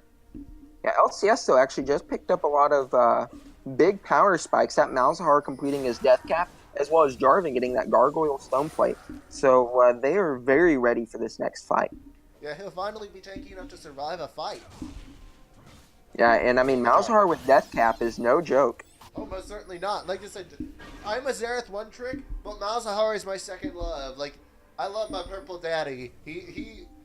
Oh, and that death cap, when you get it on Malzahar, it's such a sweet feeling because of how hard that nether grasp hits. It's like, here is my brain infection. Let me show you what's in my head. And now you die. Right now, though, Trundle may be caught out again. He's looking to get to that, but no, he does not. The nether grasp lands. He pops the ultimate in time. He is just CC chain, and he will get nothing. But meanwhile, W5F is pushing bot as an answer. Yeah, and you have to think that at least one of the teleports might have came out to try and answer to this tier 3 tower, because the side of W5F might not get there in time, and now they need to back off. That Cataclysm lands onto 2, and the Devourer comes in onto Ezreal right. Kallista's exhausted. The Randuin's his honor. Xin Zhao's looking to burst her down, but he cannot. Redemption lands for both teams. Here comes the box as well. They're both fighting. Tom Kinch is keeping everybody alive, but he cannot keep himself alive, and that's a double kill for the Kalista, taking down Tom Kinch and Xin Zhao. But that Iceborne Gauntlet allowing Ezreal to just kite to safety right now, as well as Zoe. And overall, it is a 3 for 0 overall for the side of LCS. But the thing is, every time that they win a fight, they're still losing so much on the map and getting nothing in return. This should be finally should be a moment where they're able to take something back for their own. Yeah, absolutely. And LCS is this bottom tier 2. They feel they've been cheated. And Zoe right now, the nether grasp landing onto her. That's an excellent play right there from the Malzahar. And Zoe goes down right as Trundle comes up the lantern, taking her out to safety. And it's notable that the GA is available onto Kalista and not on Little Kun. Yeah, that's really just too ballsy of a play there from the last boot. He underestimated how fast that nether grasp is when a Malzahar is at full build. Remember, that's still a 40% CDR Malzahar who might have taken an extra 5% through other runes. You cannot underestimate that ultimate because of how powerful it is and how even through the portal jump, it will lock you down and shred you for half your health, especially if you were someone as squishy as Zoe without something like a Banshee's Veil. Absolutely, and right now it's notable that LCS, they actually all just bought elixirs, so they are ready to go for this upcoming Baron fight in 50 seconds. Yeah, it is the late game. Everyone but let's say almost everyone is at full build. We've got so much tankiness, so much damage. I'm ready to see this final fight. Honestly, with the Trundle being where he is at the moment, I think it's really on the side of LCS to pull the trigger. They have to pull the trigger here if they want to win. You know, I disagree. I think it's turning back into the favor of LCS. I think W5F did really not execute their win condition well. And so I think right now it's definitely in LCS's favor. You know, they're pushing into W5F's jungle. They're establishing Baron dominance and Baron vision first. So right now they're looking for a pick right now with the Malzahar bait. I was more so talking about the moment because I saw the Trundle pushing up, and I thought the Shen was going to stick around Baron, but he did the smart thing and was able to rotate around towards the bottom lane and is able to stop this push. And as a result, you're just going to see the side of LCS probably turn onto the Baron, but at the same Yeah, time, absolutely. they're Right now with pressuring mid. Kalista. Yeah, right now Kalista though is just pressuring that, but you're right. They're just going straight for mid. They say, "Screw the Baron. We're just going to tank. We're just going to take your tier 3 mid, and we're going to go straight for the inhibitor." But right now they have those empowered recalls. They are up. Right now, Wood55 needs to get out. They have bit off more than they can chew. They are coming right now from the Baron empowered recalls, and they are moving fast with home guards. Yeah, and they made the perfect smash and grab there. They That's just right. That's a perfect though pillar from Trundle, by the way. If he did not hit that, he was surely dead. Yeah, as I said, a perfect smash and grab from the side of Wood55. A very powerful ability to just take out those objectives. Very good transitioning. Right now, though, Shen is actually being collapsed on, but it appears as if he may get out in time. Trundle realizes he's bit off more than he can chew. The pillar comes late, and the taunt lands onto him. He's ulted Shen right away, but that's only good for 8 seconds. He's forced to flash away. But is it enough right now? To Nether Grasp, I believe, being used. Yes, it was. Nothing gained off of it. Both teams, or should I say rather, Wood55 looking to reset, but the Drowsy landing on the Jarvan, and he's chunked down to half health right now to start this fight off. He does not have Warmogs. He will not regen that back up. But there's no real wave clear that I see from the side of Wood55 to counter this siege. But right now, Trundle's actually going offensive. He's looking for that pillar. The Thresh Hook misses, should I say. The pillar misses as well, so they're just really going to disengage. Not much to be gained. Malzahar, meanwhile, will take tier 2 mid, so yeah. Overall a win right there for LCS. And what you really have to do but Zoe was hooked instead right now, and oh my goodness, Tom asks to use his Devour on the Trundle, who had tons of stacks from Rin. Xin Zhao being hooked as well. Redemption being forced to come through right now from Tom Kench. They are looking to engage, but cannot find it. The Nether Grasp. Oh my goodness, so much happening at once. The Xin Zhao ultimate as well as the dunk. And 9-inch Godstaff goes down despite all of that. They're still fighting right now. No locker down Solari. Kalista with the double kill. Thresh right now taking down Trundle as well. And LCS is going to take this fight unless they can pull off a miracle. The GA being popped. Last Boop looking to kite this out. He's almost got crept though right now. Lil Coon, can he do enough? No, he cannot. Last Boop forced to kite this out, and he cannot. That'll be an ace, a clean ace for the side of LCS. And that should probably They're going be to look to end off of this. Yeah. Although they do not have the minion waves. The fact that they got that inhibitor may prevent the end. Although you're right. Jarvan is escorting that top wave in. The first person up is Tom Kench in 15 seconds. That'll be a good game. They're going forward. They know they've got it. Quicksilver Sash being picked up unnecessarily, but that's a good game. A bit unexpected, you know, Wood55 held the lead for so long, but LCS finishing strong. Most certainly, in a very, very solid series from both teams. Honestly, very, very, very good games there. All right. And with that, we have LCS up 1-0 over Wood55. We will take a short break, and we will be right back. We will be right back with Risen's Champions League Week 4.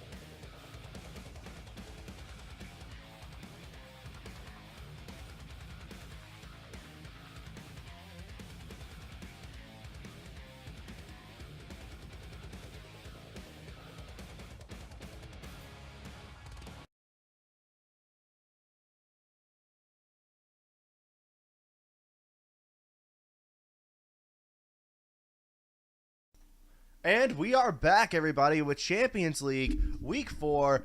I'm still Hypertension, still here with Voodoo. And you know what? We're ready for some League of Legends. You ready, Voodoo? I am. I mean, that was an exciting first game. Lots of action, lots of kills. Two very good team comps. I mean, I'm excited to see what game two holds. Yeah, most certainly. It's going to be It's going to be exciting. Let's go with that. It's going to be very exciting. I couldn't agree more. Lots of interesting things happening.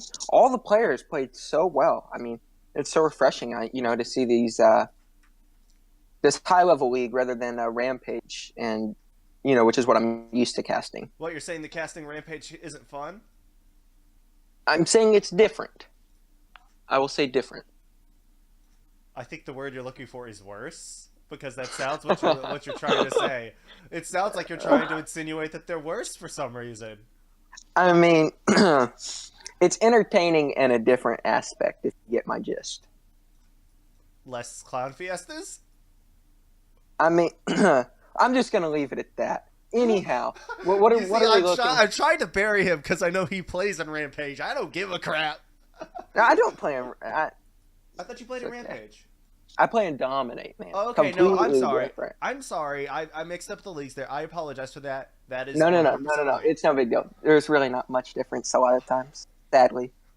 All right. Well, as the teams are getting settled into draft, changes I'm looking to see made is if I am the side of W5F. Honestly, compositions are not the reason why either team lost the game. It was more of decision-making that lost both games. I think both compositions were solid, and they had ways to do it. And right off the bat, they're just going to get right into it. So let me actually swap over really quickly while this is going on. And the first two bans, once again, are Vladimir and Riven. Not surprising, given 9-inch God Staff and... wait, what? Hold up. Okay, they banned Dawnbringer's Riven. But it was Dawnbringer's team that did it. It appears like we just need to have a... There's been some issues somewhere. So, we're just going to reset that draft. But I expect, that we... Dawn... Let the record show this is Dawnbringer's fault. This is 110% Dawnbringer's fault. Dawn... You are the one at fault here. Okay, so now that that's done. Right, so, yeah, but absolutely, for changes made, like you said, I couldn't agree more. The compositions were not the problem. Those were both compositions that, if executed properly, it would be a coin toss, But neither team completely executed. I think Trundle, in the mid to late game, simply got caught out way too much.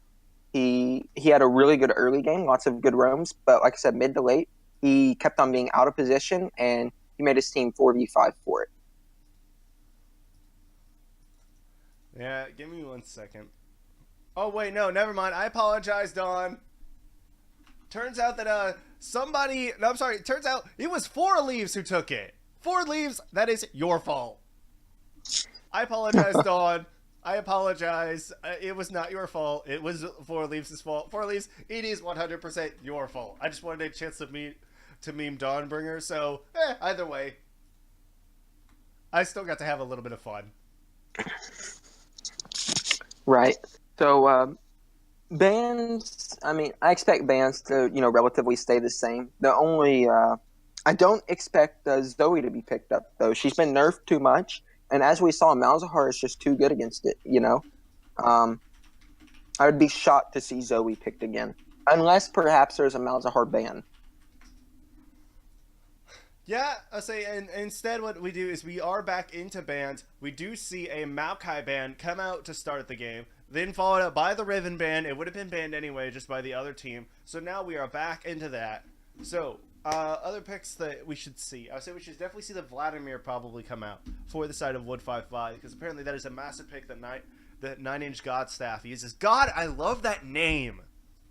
9-inch God Staff. It reminds me of the God Staff Jack skin that just comes out. I'm like, I'm gonna get to see some like Jax mid here. Dude, we And that's know the reference, okay? We know what it's referencing. You don't have to try and like throw it off of it to try and make it a family no, no, show. no, no, no. We're going to see mid Jax. It's God, mid. mid Jax would make me, as a mid lane player, want to bash myself upside the head with Jax's staff. And we do I see mean, Zir and Faker Zoe, did it on his stream. He did mid except for Jax, that's frozen mallet Faker. rush, That's Faker. frozen mallet rush. He said screw Triforce. That's Faker. It doesn't count. Okay, so we do see Zoe and Azir banned for the blue side. Not surprising. Zaya banned for the red side. However, what Oh, I am surprised Vayne at is is that left up, and Vayne Oh, is first picked. I told oh. you, Vayne. I was telling you this in the pregame lobby. Vayne is absolute pick ban. And that's a comfort pick of a soul right there for Wood 5-5. I think I should mention. So many picks left up that were banned last game. Ornn, Aurelion, Soul, Vayne. Ooh, this is spicy. This game will be. Ooh, I didn't realize that at first. Thank you for catching that. This is spicy now. I like it. Like we're cooking Yeah. now. We're cooking with fire, baby. Let's go. And there's that Corki that was banned last game as well. Corki does well Woo! in the Aurelion Soul. He can help. Once Corki has the package, he can match the roam, as well as the fact that Corki takes teleport most of the time, unless he needs to cleanse or perhaps the heal. But a lot of times Corki will take teleport, so he can match those A Soul roams. Sorry, guys. Let's see. Yeah, Tristana coming up too. Tristana does great into Vayne, by the way. She has the better push in lane, obviously due to that passive on E, as well as the active. So she has the push against Vayne, obviously great turret taking. Outranges Vayne and everything. Trist is the answer to Vayne right now. Well, I would rather have a Draven in lane, but we are seeing also the Tom Kench banned away, Shen banned away. So we're taking away those protectors that kind of helped sustain that last game. However, with the Vayne Corki, I know against Aurelion Sol Tristana, this is just going to be an interesting game to come about. This is a very spicy game. Like, I tried to type it at Twitch chat, but then realized that the feed of the draft depended on me staying in the pick ban window. So yeah, I'm not the smartest person in the book. Sorry guys, I'm a little bit out of it today. So going back to it, we are waiting for that last ban for the side of Wood 5-5. 1 second left, and they ban out Shyvana. Not necessarily going to agree with. Shyvana is actually the top jungler right now, You're win rate joking. wise. No, Shyvana is incredibly strong. You take press the attack, go Blood Razor into Frozen Mallet with Red Smite, Oh my god, I don't and know. into Pure Tank. I don't Shyvana know is if I insane. want to start playing League of Legends again. Shyvana is very insane. Shyvana and Kha'Zix right now have the highest win rates for high elo, I should add. That's high elo. Oh my god, For Braum Diamond. banned out too, so we now get the Sejuani lock in. There's a lot of bulk between Ornn and Sejuani, a lot of lockdown CC for Right. Wood 5-5. They definitely will not have that single target composition that they did last time.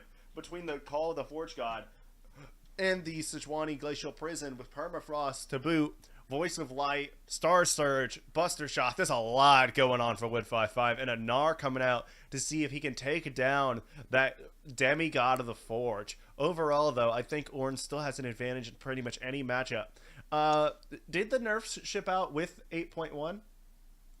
I mean, yeah, Ornn's been nerfed some. I'm not sure if I don't think there were any specific on 8.1, but he's no longer busted on 8.1. He is not pick banned. He's definitely strong. And if you're an Ornn player, he's definitely still worth taking. But I think it's also worth noting, though, that Vayne is the perfect AD carry to have against Ornn and Sejuani. She's got that ultimate and that Q to bounce around, as well as that tank shred to melt them. Yeah, it will be difficult to sort of counter that Vayne other than going straight up early game, trying beat her by the mid game and not let her get to that late game fury that is a Vayne. Also, I'll have to mute the chat because he's playing Vayne. The toxicity will just rise in the game by about 5 times. Just same as if Riven was in the game. And Tarek locked in as the support. Tarek is absolutely a monster right now, support as well. He has the top win rate support. Absolutely an insane support. Just a shout out to anybody out there. If you can play Tarek support, do take your free wins because that's what they are. He's insane. He can play aggressive and he can play protective, whatever you need. So, absolutely an insane support right now. I think he's a good support. I wouldn't go so far as to say insane, but I think he's definitely a solid support to play. if you're going to play it. And in addition to that, I think that overall that Tarek is a very good champion to pick for protection. You really need to protect that Tristana because she's the primary source of damage on that team. Yes, there's going to be a lot of damage coming out from Aurelion Sol, but at the same time, the Tristana is the focal point of this team composition, obviously. So you really need a champion to be able to protect that Tristana at all times. And Tarek is one of the perfect champions for that. He's one of those champions that if Thresh hops on Tristana, you pop the stun as soon as the hook comes out. That way it can... The Dazzle and the Death Sentence are about on the same cooldown. I think it may be slightly in favor of Death Sentence, but at the same time, like, you get that stun, so that way Thresh can't follow up with a Fillet auto attack combo that'll chunk Tristana. Yeah, absolutely. And like I said, that Aurelion Sol, while he does do damage, he does not build the same way as other mid laners. He builds that off tank. Rarely do Aurelion Sols even get to go death cap because they're doing, there's GLP, Leandries, Rylai's, Void Staff, and then like a Banshee or Zanyas. They rarely actually get to build death caps. So, he does not provide the same damage as other mid laners does. His power comes in the utility of his roams and the utility of the ultimate, the stun on his ultimate. Yeah, it will be a little bit interesting to see these compositions working out. Right now, just looking at the compositions, I don't really know where to give the edge. Both teams have good team fighting compositions, have good damage. It's not really sort of team fight damage as much as it is single target in both situations, except for that Aurelion Sol like shooting around with the stars. But overall, I don't know where to give it. I'm just gonna say I'm split right down the middle on this draft, on like what composition I think is better. I think they're both extremely solid compositions that want to do extremely similar things. Protect your AD carry with your support. Use your let your bulky mid laner, let your bulky top laner and jungler sort of establish that front line and the initiation with having a midline tank, mid laner,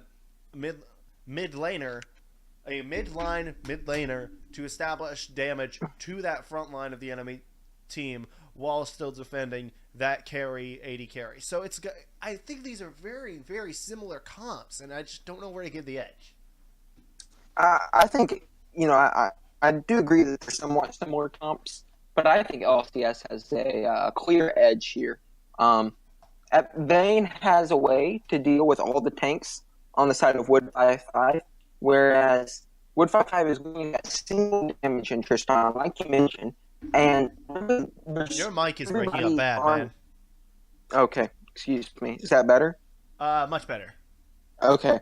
Whereas LCS here, everybody on their team can kill that Tristana so easily. You have the Jarvan dunk, Gnar using Gnar. You have, the Thresh hook, Corki coming in with package, Vayne, ulting in to try to, burst down Tristana. There's so much kill threat on Tristana that really all you have to do is focus her, and then the team fights one. There's nobody else that's going to do anything. Aurelion Sol is, decent up until mid game, but late game, his DPS is just not the same as, that of a Corki.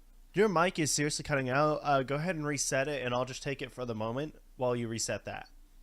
All right, so what we're seeing right here, like I said, I think it's a little bit more even because I think Ornn also can deal a lot of damage in counter.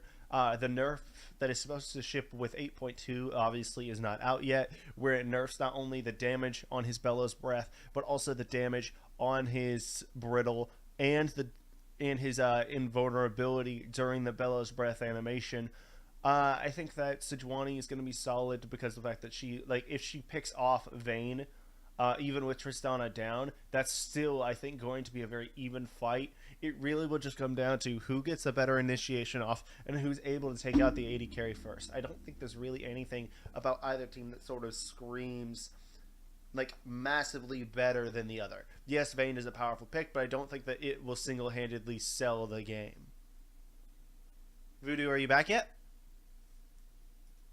Okay, no, he is not back yet. I'm still here. What we will do is just keep on going on here. Nobody knows the troubles. Just kidding. And from here, we really have to look.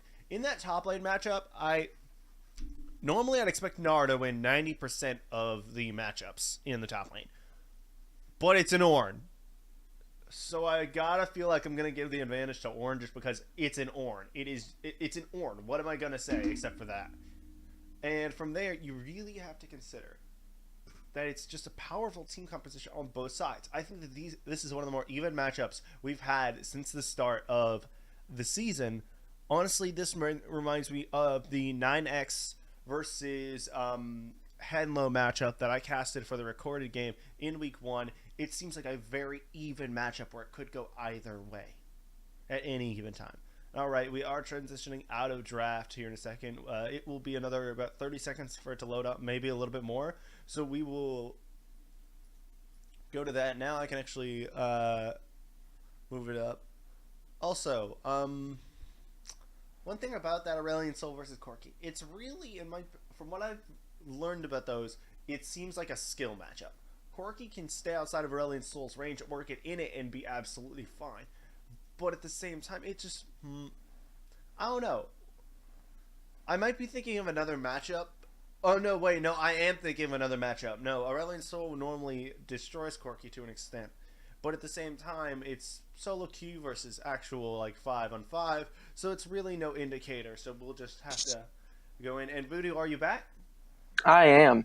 All right, and your mic sounds fine now. So let's get this started. Last pick. Yeah. Who's gonna? I was say last sort of note. Who's gonna win? LCS. I cheat and steal. All right, and then I will refrain from picking because of the fact I still can't tell who I think is gonna win. Because one thing we forgot to talk about is how bad Aurelion Sol usually counters Corki. I don't really. I don't actually know what's considered. It has a 57% win rate against Corki. I would prefer to be on the Corki side, but maybe that's just a personal thing. Yeah, it could be. Again, it's. Yeah, for me, if I'm looking at that matchup and I'm Corki, I'm saying, sure, Aurelion Sol's got the push on me with his W, but really the only way Aurelion Sol's ever going to actually combo me is if he lands his Q, and I have my W to avoid the Q. If I use my Valkyrie, I believe that's his Valkyrie or whatever his W Valkyrie. is. The little. Also, yeah, I forgot. Valkyrie. Skin game 5-3 in favor of LCS. Just had to mention that. Sorry. No. Yeah. So I think Corki actually can do exceptionally well against Aurelion Sol, especially post 6. Post 6, Corki should be able to match the push. So. I think it's like you first said, it's more of a skill matchup probably. I personally would prefer to be Corki in it, but that's because Corki is a champion I'm very comfortable on, and Aurelion Sol I'm not. And 4 leaves right now, starting with an early control ward and 2 potions. Also, I will interrupt you. I gotta interrupt you real quick because of the fact that we are, like I said, we are in the game. So now I'm going to introduce the blue side. On the blue side, we have Lie, Cheat, and Steal with Dawnbringer on the top lane, Gnar, Creep Blue. I really just want to call him Crepo just to be annoying. On the jungle Jarvan, we have 9-inch Godstaff, bringing that Godstaff on the Corki. We have Revuce on the AD carry Vayne, and Socks on the support Thresh. Yes, and then on the other side, we have Wood5F. We had 4 leaves on the top, Ornn, Coronis X on Sejuani, The Last Boop on Aurelion Sol, Lil Kun on Tristana, and Lights Genesis on the Taric. Overall, this is just, I think, going to be a great and extremely interesting game. Sorry about the occasional camera mess-ups. That's been happening a little bit. My mouse falls off my mouse pad, and it just knocks it over to the side. So, in this early game, I don't really expect too much to happen. Generally, Corki and Aurelion Sol want to roam in the mid-game. That's kind of what they're designed to do as champions. Tristana will be able to beat out Vayne, and I think that Gnar will be able to bully out Ornn a little bit if he took Hyper at level 1. He did not. Okay. Well, as soon as he gets Hyper, I think he's going to start being able to bully out Ornn a little bit. Because the fact that Ornn will only have so much sustain to counter the percent health magic damage. Oh, yeah, right there, though. There comes that Q from the Aurelion Sol. Bursting the exhaust as well. He's looking for the solo kill. Will it be enough? That's first blood for Aurelion Sol. Solo kill onto Corki. Flashing that mastery as well. We're not even 2 minutes, 15 seconds into the game. What the hell? I mean, the last boop is showing why it was banned against him last game. What the heck was that? It's not even. It wasn't even 2 minutes and 15 seconds in the game when first blood happened. I hardly got to finish my opening rant. Corki didn't respect the push of Aurelian's solo. Aurelian pushed the lane and got an early level 2, so he hit level 2 before last boop could. And right now, Aurelian's solo being forced to flash lane that Q as well to get away. And, burning both sums last boop, but so did Corki, so, he went up 1-0. Yeah, so overall, that's good for him overall. That's a massive influx of gold into the pocket of the last boop. Let's see what he's able to get here on this back. So he got boots. I'm sure he'll be able to get a dark seal here. So that's going to be a big swing in that early game where he gives him that extra AP that he wouldn't get with the pots. But we have a gank top lane. The 4 leaves. EQ lands, but he cannot be stopped. Ornn had that W on, and so he will instead just be pushed out of lane. But he's just going to regen it back up. He's sitting on a Doran shield and a rejuve feed. I don't know how I feel about them getting rid of that invincibility. Yeah, I think that was honestly the most unfair part about Ornn, so I think that that's absolutely the right move. You take that away, and he just becomes another tank. So you take that away, and he becomes very fair. Right now, though, Sock's landing the hook onto Light's Genesis, but he does not want to take that hook in, knowing that, like you said, that Dazzle will surely follow. Yeah, like I said, the Dazzle is one of the best counters to a Thresh hook. It's like one of those things where certain champions just have that innate ability to counter other CC. Like Thresh and Bard are notorious for countering Rakan's dashes in. In return, Taric is good at being able to counter a Thresh hook because of the fact that he can pop his stun on his ally. That's massive when it comes to countering that Thresh hook. Yeah, right now, Dawnbringer doing well to kind of bully out 4 Leaves up here, 4 Leaves is running out of mana, so he's no longer able to safely CS with his Q and W. So, Dawnbringer playing it well, but he's about to turn Megas. So I bet he will lose pressure. I can almost hear Dawn screaming into his mic, "It doesn't feel good with the shoes on the other foot now, does it?" With 4 Leaves being the bully in the last game, and now it is completely reversed. And Dawnbringer's photo is just gone on my screen. Apparently, when the season updated, the Spectator did not update for Mega Gnar. Yeah, and I think it's also worth noting this is a quadruple relic bot lane, and while I was mentioning, typically you would consider Vayne up there with like a Kog'Maw, a Twitch as far as ultimate scaling. Tristana not being bad, of course, being a very good hyper carry in and of itself. Taric will definitely outscale Thresh. So, most certainly. So, this is definitely an iffy lane here.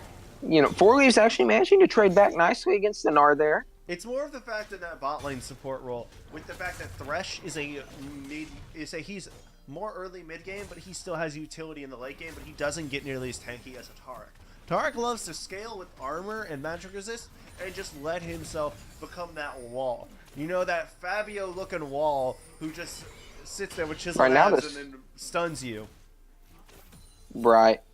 The main thing about Taric, the most annoying part is the fact that, his Q passive, where when he auto-attacks it lowers the cooldown on Q, lets him basically infinitely heal in team fights if he's able to smack away on a tank.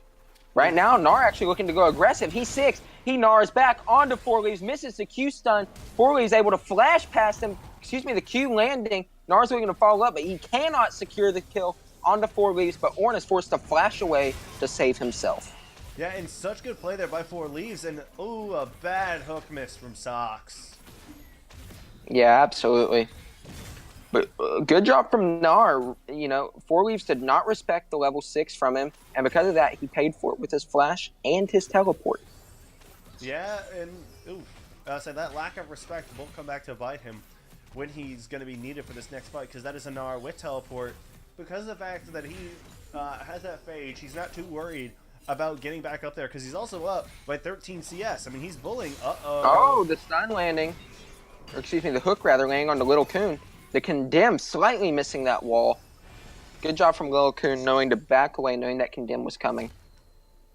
Yeah, I mean, that's one thing with the Vayne. Speaking of which, can we just talk about the level of skins in this bot lane? There's like so many skins all around there. It's so good. The only one that we're missing is Fire Tristana. I disagree. I think full party Taric is definitely not I mean, this just shows this guy does not play Taric. If you do not have Armor of the Fifth Age, a good-looking pink Taric, I hate you're pink not playing Taric. Taric I right. hate pink Taric. I love pool party Taric. I love beach Taric. Just because it's like, I think that Baywatch look looks better on no champion than it does on Taric. Like, with the flowing blonde hair and all that, like, that is just so Taric, it's unreal, and I love it. I think it's also worth noting that Aurelion Sol has not got off any roams yet. He's been focusing on bullying Corki manually. He's got those early Ninja Tab Eyes as well as a Ruby Health Crystal. Not even building any damage other than that Dark Seal, and yet he's still bullying Corki here. Well, that's also because he bought the Ninja Tab Eye. He can, with the Ninja Tab Eye, you do have that enhanced damage reduction against auto attacks, which includes Corki's Magic Resist. Most people don't realize that it includes that. It's not just physical damage; it's against all auto attack based damage. Right. Right now, though, Orly's actually looking to trade back onto Dawnbringers, although he's running out of mana, so he cannot go as aggressive as he wants, not popping that ultimate because he knows that it would put him out of mana. Oh. Although, wow, Dawnbringer, though, getting exceptionally low from that brittle passive of Ornn. Yeah, dangerous there. Dawnbringer's gonna have to back, or else he's gonna probably get killed on the next Bella's Breath. And we have level 6s in the bot lane, so we could look for some potential action here. Yeah, it will be. It's gonna be just a really. Oh, right now, Sejuani and Aurelion Sol popping over the teleport, forced out of Ornn immediately. Aurelion Sol's actually, or excuse me, out of Corki. The package coming in, slowing, but they're not able to get any damage out of it. Excuse me, Corki rather. But that Taric just heals it up. Man, that's irritating. Yeah, I would say that, like I said, Taric is just very good at being a note machine. If you just look at Taric, it's like, okay, he's just gonna turn me every time that I try and go in. So you have to like layer your CC and not do it all at once, or else it'll just all get stunned. And oh, that's a level Absolutely 6 right. 20. Oh no. Oh, the CC chain. The heal coming in, but that's for naught. And that'll be a kill over to Lil Kun on the Tristana. Yeah, overall, that was an excellent CC layering there. But right now, Corki actually looking on that roam. That Dazzle will not land. Corki valks away. Sejuani coming forward, looking to land that Permafrost, but does not get it. The ultimate coming in, the rocket, excuse me, from Corki. Here comes that Taric ult. He's saving everything. Here comes Aurelion Sol right now. The Q misses from Aurelion Sol. There's that ultimate. Stacks. Jarvan EQs away. He's out in time. But there comes the Dazzle flash forward from Taric. Or excuse me, the exhaust from Taric coming forward. Right now, Vayne just looking to stay alive. There's the exhaust coming in as well from Aurelion Sol. The Q misses. Right now, they're looking to get Little Kun as well. Little Kun forced to flash and heal away. Coronis X exceptionally low as well. And 9-inch Godstaff is just stuck down here by himself. Nowhere to go. Cannot do anything. The last boot flashes that mastery and soaks up the tower perfectly. Yeah, well, everybody dies on the bot side of the map. The only victory was on the top side of the map for the side of LCS. 4 for 1 there, and overall a massive, massive win for the side of W5F in that bottom lane. And this should, they committed a little bit too hard towards the Corki. I felt like if they didn't do that, they probably could have gotten the tower out of it. But at the same time, overall, they got 4 kills for the 1 on their top side. So overall, very worth. Very, very worth. Yeah, absolutely. It's also worth noting, though, that Dawnbringer, he's got this turret now at about 30% HP, and he's actually pushing with another wave right now. He'll probably reset on this wave, but if he gets another kill onto 4 leaves, that's definitely going to be First Blood Tower. Yeah, let's say, you said where would be First Blood Tower? You talking about a top lane? Yes, he's got that down to 30% HP. Yeah, and the blue buff does go over to the last Boop, who is now up 2-0-2. Very powerful Aurelion Sol at this point. A very capable roamer. If he, being level 7 on this champion, you have to assume that he's got some degree of aptitude on this champion. So those roams coming out from Aurelion Sol will be deadly. All right, now here comes Sejuani. Oh. The flash forward from Taric landing the stun onto Vayne right now. The Glacial Prism, but that's an excellent play from Sox. Vayne flashing forward, trying to avoid that Sejuani passive, and he does, but they're going forward. They don't care. Here comes the Dazzle, the box, though, to buy some time, but it is not enough. There comes that W jump from Tristana, and she's going to rocket jump away. Coronis X the whole time tanking it, but here comes 9-inch Godstaff, followed by the last boop. Right now, that Q missing from Aurelion Sol, and it's not enough, but here comes the EQ from Jarvan. He does not want to take the Cataclysm, and the Dazzle comes in. Jarvan forced to flash away right now. Bot lane, and they're looking to get first blood tower off of this. Lil Kun does not have enough mana to actually put that, right now the EQ and the dunk on the last boot, but is it enough? It's not enough. He's going down. Lil Kun is taking that tower. He does not have mana for rocket jump, so he's forced to juggle the tower aggro. But 9-inch God Stuff right now looking to go on Coronas. It's not enough. He does not get the Sheen proc. He does not have the auto attack character right there, soaking up the missile. 9-inch God Staff looking to save this tower if he can. Meanwhile, though, top lane, Gnar going on to 4 Leaves. He's forced to flash away. The Q lands from Gnar. He's going in. He flashes forward. But the unstoppable from 4 Leaves. Does he have the outplay? The ultimate lands. Gnar bit off more than he can chew. That's taken down by 4 Leaves. That is a solo kill when Gnar overcommits, trying to turret dive, being too aggressive. Yeah, overall, it is a 3-for-1 on both sides of the map, I want to say. So still another victory in the favor. No, I'm sorry. Was that 4? Was that 4-for-1? Dang. That was 4-for-1. 4-for-1 over both sides of the map. Let's say W5F are taking control of this game through the early game, surprisingly, which is where I thought it would be late game fights. Right. And I mean, that Shiv as well as BF swords already completed on Tristana. Absolutely a huge power spike right now. Yeah, it most certainly is. With that, let's say, with that static Shiv, that Tristana's just going to hurt in this early game. She doesn't even need that AD really much yet with that BF sword. Now she's going to build into that Infinity Edge and just chunk her so hard in that mid game. It's going to be absolutely ridiculous when it comes time for these team fights. When that Corki will go down in about 3 or 4 auto attacks, followed up by the fact that Gnar, who has no armor right now, Jarvan, who has no armor right now, Thresh, who has no armor right now, will go like, wait, where did my health go? Oh crap, they have a Tristana. Right, I think it's also worth noting that Tristana is wisely going for the Ninja Tabi, realizing that she's up against 4 auto attack based champions. Right now though, 4 Leaves is looking to bait Dawnbringer, and he does successfully. Here comes Coronas X, but Dawnbringer's just leaping away. Can they land this passive onto him? And it appears as if they will, but here comes Gnar getting him away, and I believe Gnar will be able to get out from that. That animation right there was one of the funniest things I've ever seen in League of Legends. It's Both like of them standing at the same time. Just stop it. No, it just stops mid in his tracks because of the glacial, because of the permafrost. But at the same time, it still knocked them back. So it was like, I am me, move! Now, right now, though, it appears as if Sejuani is willing to contest this blue, but it may have bitten off more than she can chew. And right now, Vayne actually shut down Tristana in the bot lane. And then top lane right now, Gnar takes down Sejuani, and they're looking for more. They're going on Ornn. Ornn has no flash. That Q lands. He's got the W to keep him alive right now, but it's not enough. Gnar picks up a double kill. Gnar is 3-1. The bot lane tower is looking to go down. That Aurelion Soul's out of mana. He flashes forward. The Flay knocks him back. It's not enough. The Dazzle will not land. It's the wrong way from the last boot. Right now, Reviews is going on the last boot, but it's not enough. The hook, oh my goodness, that was insane!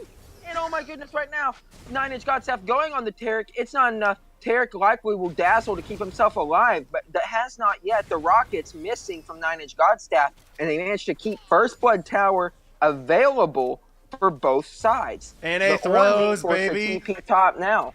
Dawnbringer, though, will get this.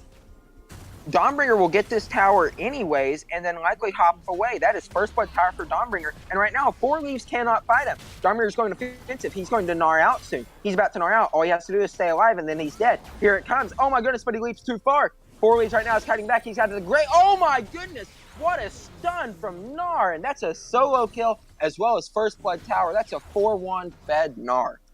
Wow, that was a 5-for-0 there for the side of LCS overall. Like, that was an NA at Worlds level throw in that fight. That was just constant, just confidence by the side of W5F in there. Yeah, they were up, but you're not invincible. You're now behind in gold, behind in towers, almost even on kills. And you know what? Corki's winning. And here comes 9-inch God Staff going on last move. That's the offense I talked about he could do if he dodges the Q with the W. It's all him, but right now he's kiting out perfectly from the last move. Well played from last move to kite out those missiles and not be taken down. Yeah, it's about halfway through that fight you realize, oh crap, the Corki's winning this. Right, that's what I was talking about, you know. If Corki dodges the Q with his Valkyrie, it's his fight from there.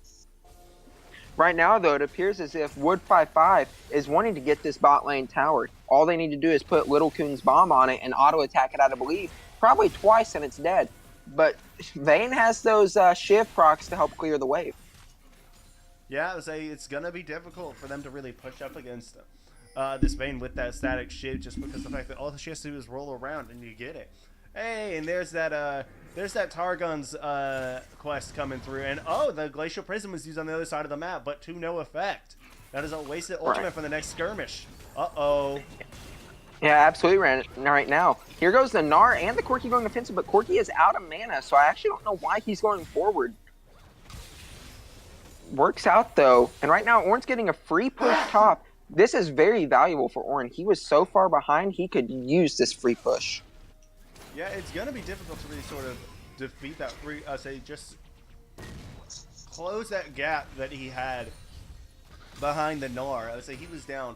I would say he is 4-1 versus 1-3 there with a 20 CS differential. It's still not going to close the gap much, but at least it closed a little bit of it. And the Gnar is a level up. So overall, like, Dawnbringer coming in clutch for his team this game. Yeah, and I just want to note, wisely on the side of W5F, they have 5 Ninja Tabis. They do recognize they are up against 4 auto attack based champions, 3 being the marksman style champions. So very smart of them to recognize that Ninja Tabi is the right call, even for mid and ADC. I am a little bit disappointed in Lil Kun. If he moved his Ninja Tabi to that second position, it would just go all the way down that line on the graph. That bothers you, doesn't it, Hyper? It really does. Well, I guess you'll just have to get over it, though. I think it's also worth knowing that Taric is going for the second item, Knight's Vow, sitting on the Kindle gem right there.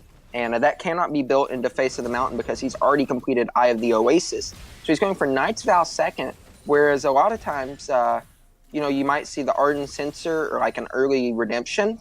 He's choosing, like I said, for the Knight's Vow. I think this is definitely a very good decision because that armor will just further keep him alive against these AD champions and these auto attack champions. Oh, and they're baiting so hard. That's a great... Oh, and the Glacial Prism misses. That's a great job from Refuse to automatically get there. But Corki goes in too soon with the package, but he's manages to get out with Valkyrie right there. And now they're looking to return this fight as Jarvan is looking for the flank. A very good read there by Reviews on that bait. He was like, wait a second, I remember what happened last time.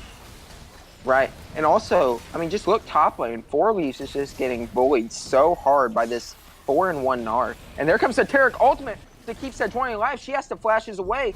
Corki getting away as well right now. And Jarvan summons that Rift Herald middle lane while nobody's there to defend it. Aurelion Sol forced to come back to defend that. The hook goes wide right for Thresh. Barely missing, but it looks like they will be able to get some good damage on this tower. The Dazzle missing as well. Jarvan destroys that turret mid, and he's looking to push for more. Aurelion Sol cannot defend by himself, but Sejuani is coming up to help him. Right now, though, Corki has those Sheen procs. Oh, my goodness. They do damage. Shift from Vayne and Sheen from Corki. That is tons of damage. Yeah, and Kreplo bit off more than he could chew there. Right now, that Rift Herald getting another smack mid lane, got that tier 2 down to about 3/4 HP, and that appears as if they will concede bot lane tier 1 as well. This is going in LCS favor strongly right now. Most certainly. It's the exact opposite of Worlds, and LCS is winning. Yeah, it's crazy.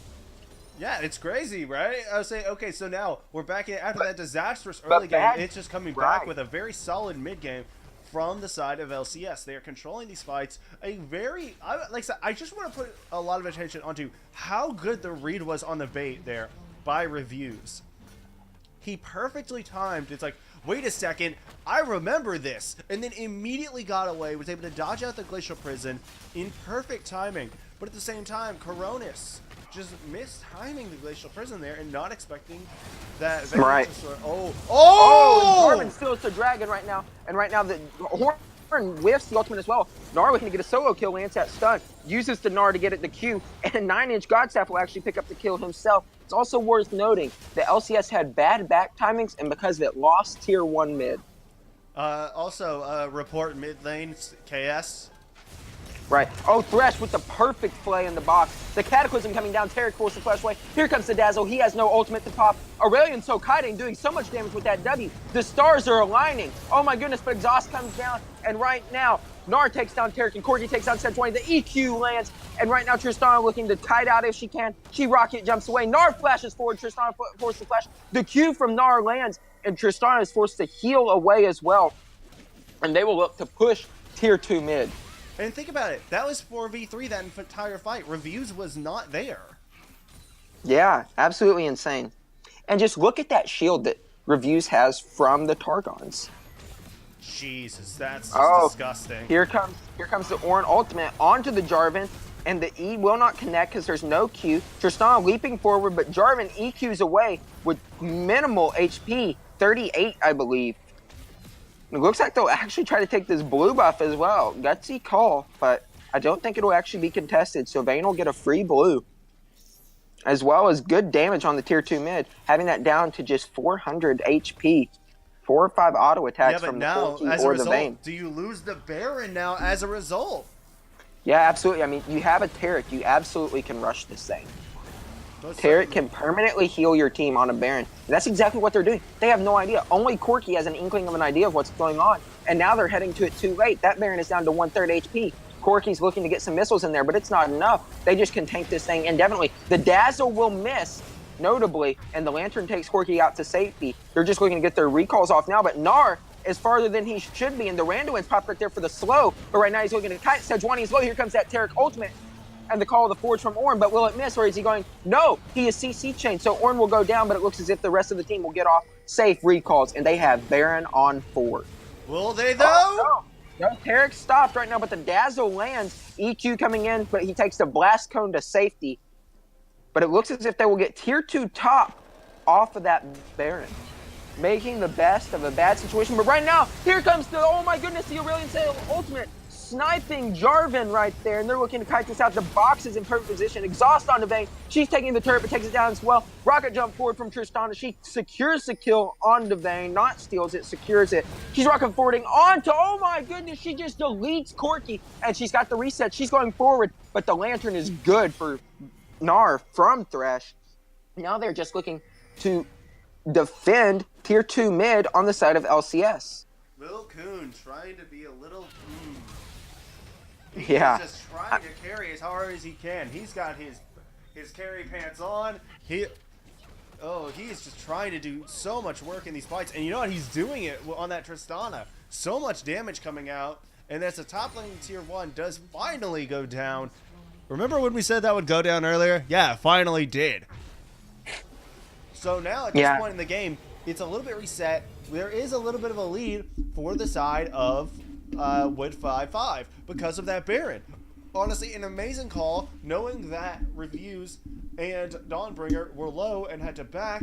Very good snap call into the Baron. Very good chain of events to follow up. Only losing their top laner, who really has been having a terrible game. Yeah, he went Frozen Heart first and Adaptive Helm second, which is super effective against Corki. But it's also worth noting that he really doesn't have much HP. You know, Frozen Heart gives no HP, and that Adaptive Helm only gives, I believe, 350 HP. So he's still very squishy despite having all these resistance. I think I think the better option there would have probably been a Thornmail because of how much auto attack damage is going to come his way. It would have been good to be able to reflect some of that. Yeah, absolutely. Also, was it just me or was that a drifting Aurelion Soul? No, he just used his E to get over the wall. No, like, he did it sideways, though. I didn't notice anything I'll say weird, on my screen it was sideways, so it looked like a drifting Aurelion Soul. I'm sure it'll catch it on stream. That is the 3rd tower now that W5F has picked up with this Baron buff, getting great use and looking to perhaps get a 4th and the bot tier 2. Yeah, and overall they are just taking control of this game little by little. They're now at bot is slow, or excuse me, top is slow pushing, I believe, for the side of LCS, so that is good for them. It will crash into that. Right now the Glacial Prism missing, as well as the Ornn ultimate, only hitting Jarvan, but he is CC chained by the Dazzle. He cannot take the Lantern to safety, so they use 2 ultimates for 1, but right now the hook laying onto the Ornn. He is flayed in, the box comes in as well. Taric forced the ultimate defensively right now. Ornn is just taking that tower. They need to shred the tower fast. He's tanking and he's about to die. He is 1 tower shot away from death, but he gets out in time, and that is enough right now. Ornn looking to reset. Look in the mid lane. Oh my goodness, you are right. Corki right now, he's just using those Sheen procs to melt the tower. And right now they're just trying to stop the recalls. That's what they're doing. They're stopping the recalls. This is insane. Aurelion Soul managed to get his recall off. He will stop Corki from pressuring the inhibitor, but that is an excellent macro play from the side of LCS. And right now, actually, they have no. Oh my goodness, Vayne is so low. Excellent play from Thresh, able to keep Vayne alive right there. Gnar shuts down Tristana, an excellent dazzle right there from Taric. Right now, here comes the call with the Forge right there, landing onto Jess Gnar. He's about to Gnar out. That's a double stun from Gnar. Triple stun right there, excuse me. And that's a double kill for 9-inch Godstaff. You're right beforehand. It was a double stun. Oh, yeah, you're right. Oh! Oh, my goodness. And they have cut out Sejuani, but will she take the blast cone to safety? She does, but Corki's going forward. The missile does miss. They will now push tier 2 bottom. And what we're seeing here is the misdirection of LCS. They have been misdirecting the team the entire time. Just try and last out. They take you for more than what you're worth. Say W5F did it last game, and they're trying to say, it's like, all right, you did it, our turn. And they did it. They took that inhibitor very cleanly, very easily. The inhibitor tower very cleanly, very easily. And it's going to result in this inhibitor. Yeah. Absolutely, but that Glacial Prism lands onto the Nard out Gnar, not who you want right there. Here comes the Taric ultimate, and Tristana deletes Thresh, excuse me, the redemption coming down, the very good redemption right there. Gnar leaping away with his E right there. Taric flashing forward with E, and they will take down 9-inch Godstaff. Tristana going forward with that rocket jump. And Aurelion Soul is coming forward with the E. That's a great cue from Gnar, though, to stop it. Here comes the Ornn flank, though. And right there, he will land the knock-up on the Gnar. And Gnar is forced to flash away. Great flash right there from Ornn, but it is not enough. The Condemn will not save, and they are going to look for perhaps a clean ace, except that Jarvan is resetting, and Vayne does survive. So this will be a counter throw, or not throw, I guess, but a counter, inhibitor turret mid. Except they have no minions, so that backdoor bonus Not only do they have no minions, but Jarvan is pushing that top lane tier 3. That's definitely, like, if they can stop the backs here, that is going to be 2 waves of supers. Again, it's like, hey, stay here. He can do. He has to use GLP, and Thresh flashes forward, and he hits the hook right now, but Lil Coon coming forward to the safety. Vayne forcing the flash away and condemns away the Sejuani before she can proc that passive. No stun for her, but they have stopped the back timings. Jarvan manages to get out safely despite not getting the inhibitor. And they're looking to reset right here. He didn't get the inhibitor, but he got out safely. And now it appears as if LCS will pick up the dragons for their troubles. Yeah, they'll get a dragon, but it's just an ocean drake. Honestly, what they should be looking to pressure here is while those minions are all pouring into the base, focus on Baron. That Baron comes up in 20 seconds. You could establish vision around it while only sending 1 or 2 people over to this dragon, and we'll still be able to just set up overall on the Baron, have a chokehold on it in terms of vision. Yeah. I think it's also worth noting that it seems as if Tristana and Vayne stole each other's build. It's very rare that we see Phantom Dancer on Tristana, most of the time opting in for that rapid-fire cannon. And, most of the time instead of a rapid-fire cannon, I would see a Phantom Dancer on Vayne. So it seems as if they've elected to swap builds here. It's one of those things, it's like, Mother of God. I tried to psych you out, but you did the same thing.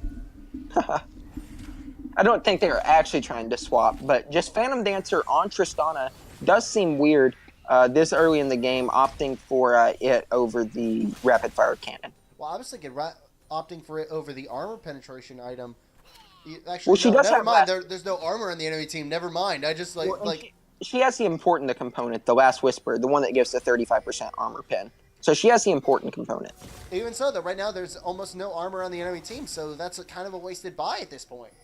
Yeah, just Thresh and Gnar right now have armor. Well, I guess Jarvan does as well with the Ninja Tabi.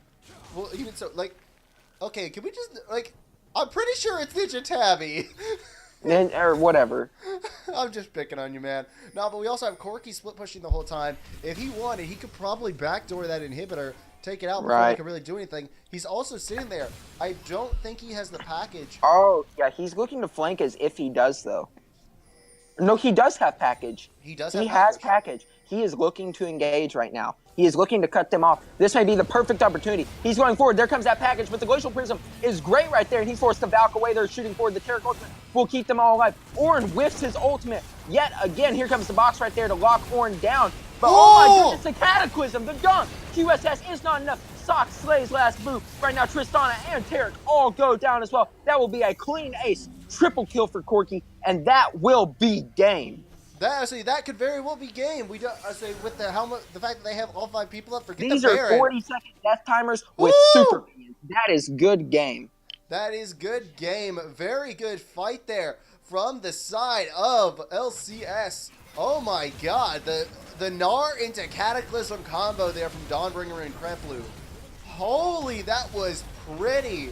Also very good by 9-inch Godstat to bait out that thing. No, Kreplu! No! Oh, he lived! Right, they baited out the Tarek ultimate, and it was perfect. They waited it out and then did the Wombo combo with the Jarvan, with the Gnar. Overall, just an amazing series by both teams. Very, very, very solid series there. You have to give both of them props, regardless of who won. Overall, just an incredible, incredible series by both teams. But now, it's time for me to do something. It's time for me to have a little bit of spotlight. I believe you've cut out. Yeah, I accidentally swapped Discord rooms. We're ignoring it.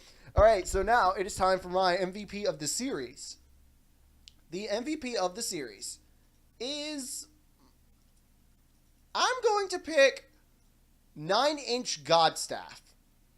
Between the flanks in the second game and the clutch teleports able to sort of split push and just deal out damage, combined with the fact of how important his Nether Grasp were in the first game, I'm going to give that MVP over to 9-inch Godstaff. I think that's an excellent candidate. I think we should also give an honorable mention to Dawnbringer. He played very well being in the losing matchup as Shin against Trundle, but he played it very well. And then he obviously, questionably, took over the game as Gnar this time. So I think he deserves an honorable mention as well. Most certainly. All right, we will be back in just a few minutes. We are going to take a short break, and then we will be back with the interview with the MVP and the captain of I just totally forgot, of Light, Cheat, and Steal. We will be right back.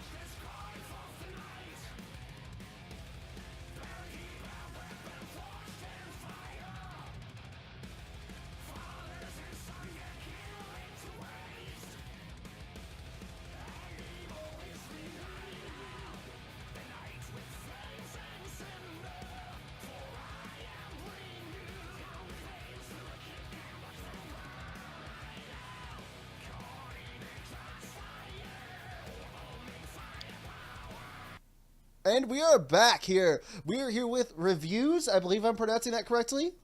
Close enough. Close enough. And Dawnbringer here, the de facto MVP and the captain of Lie, Cheat, and Steal. How are you guys feeling right now?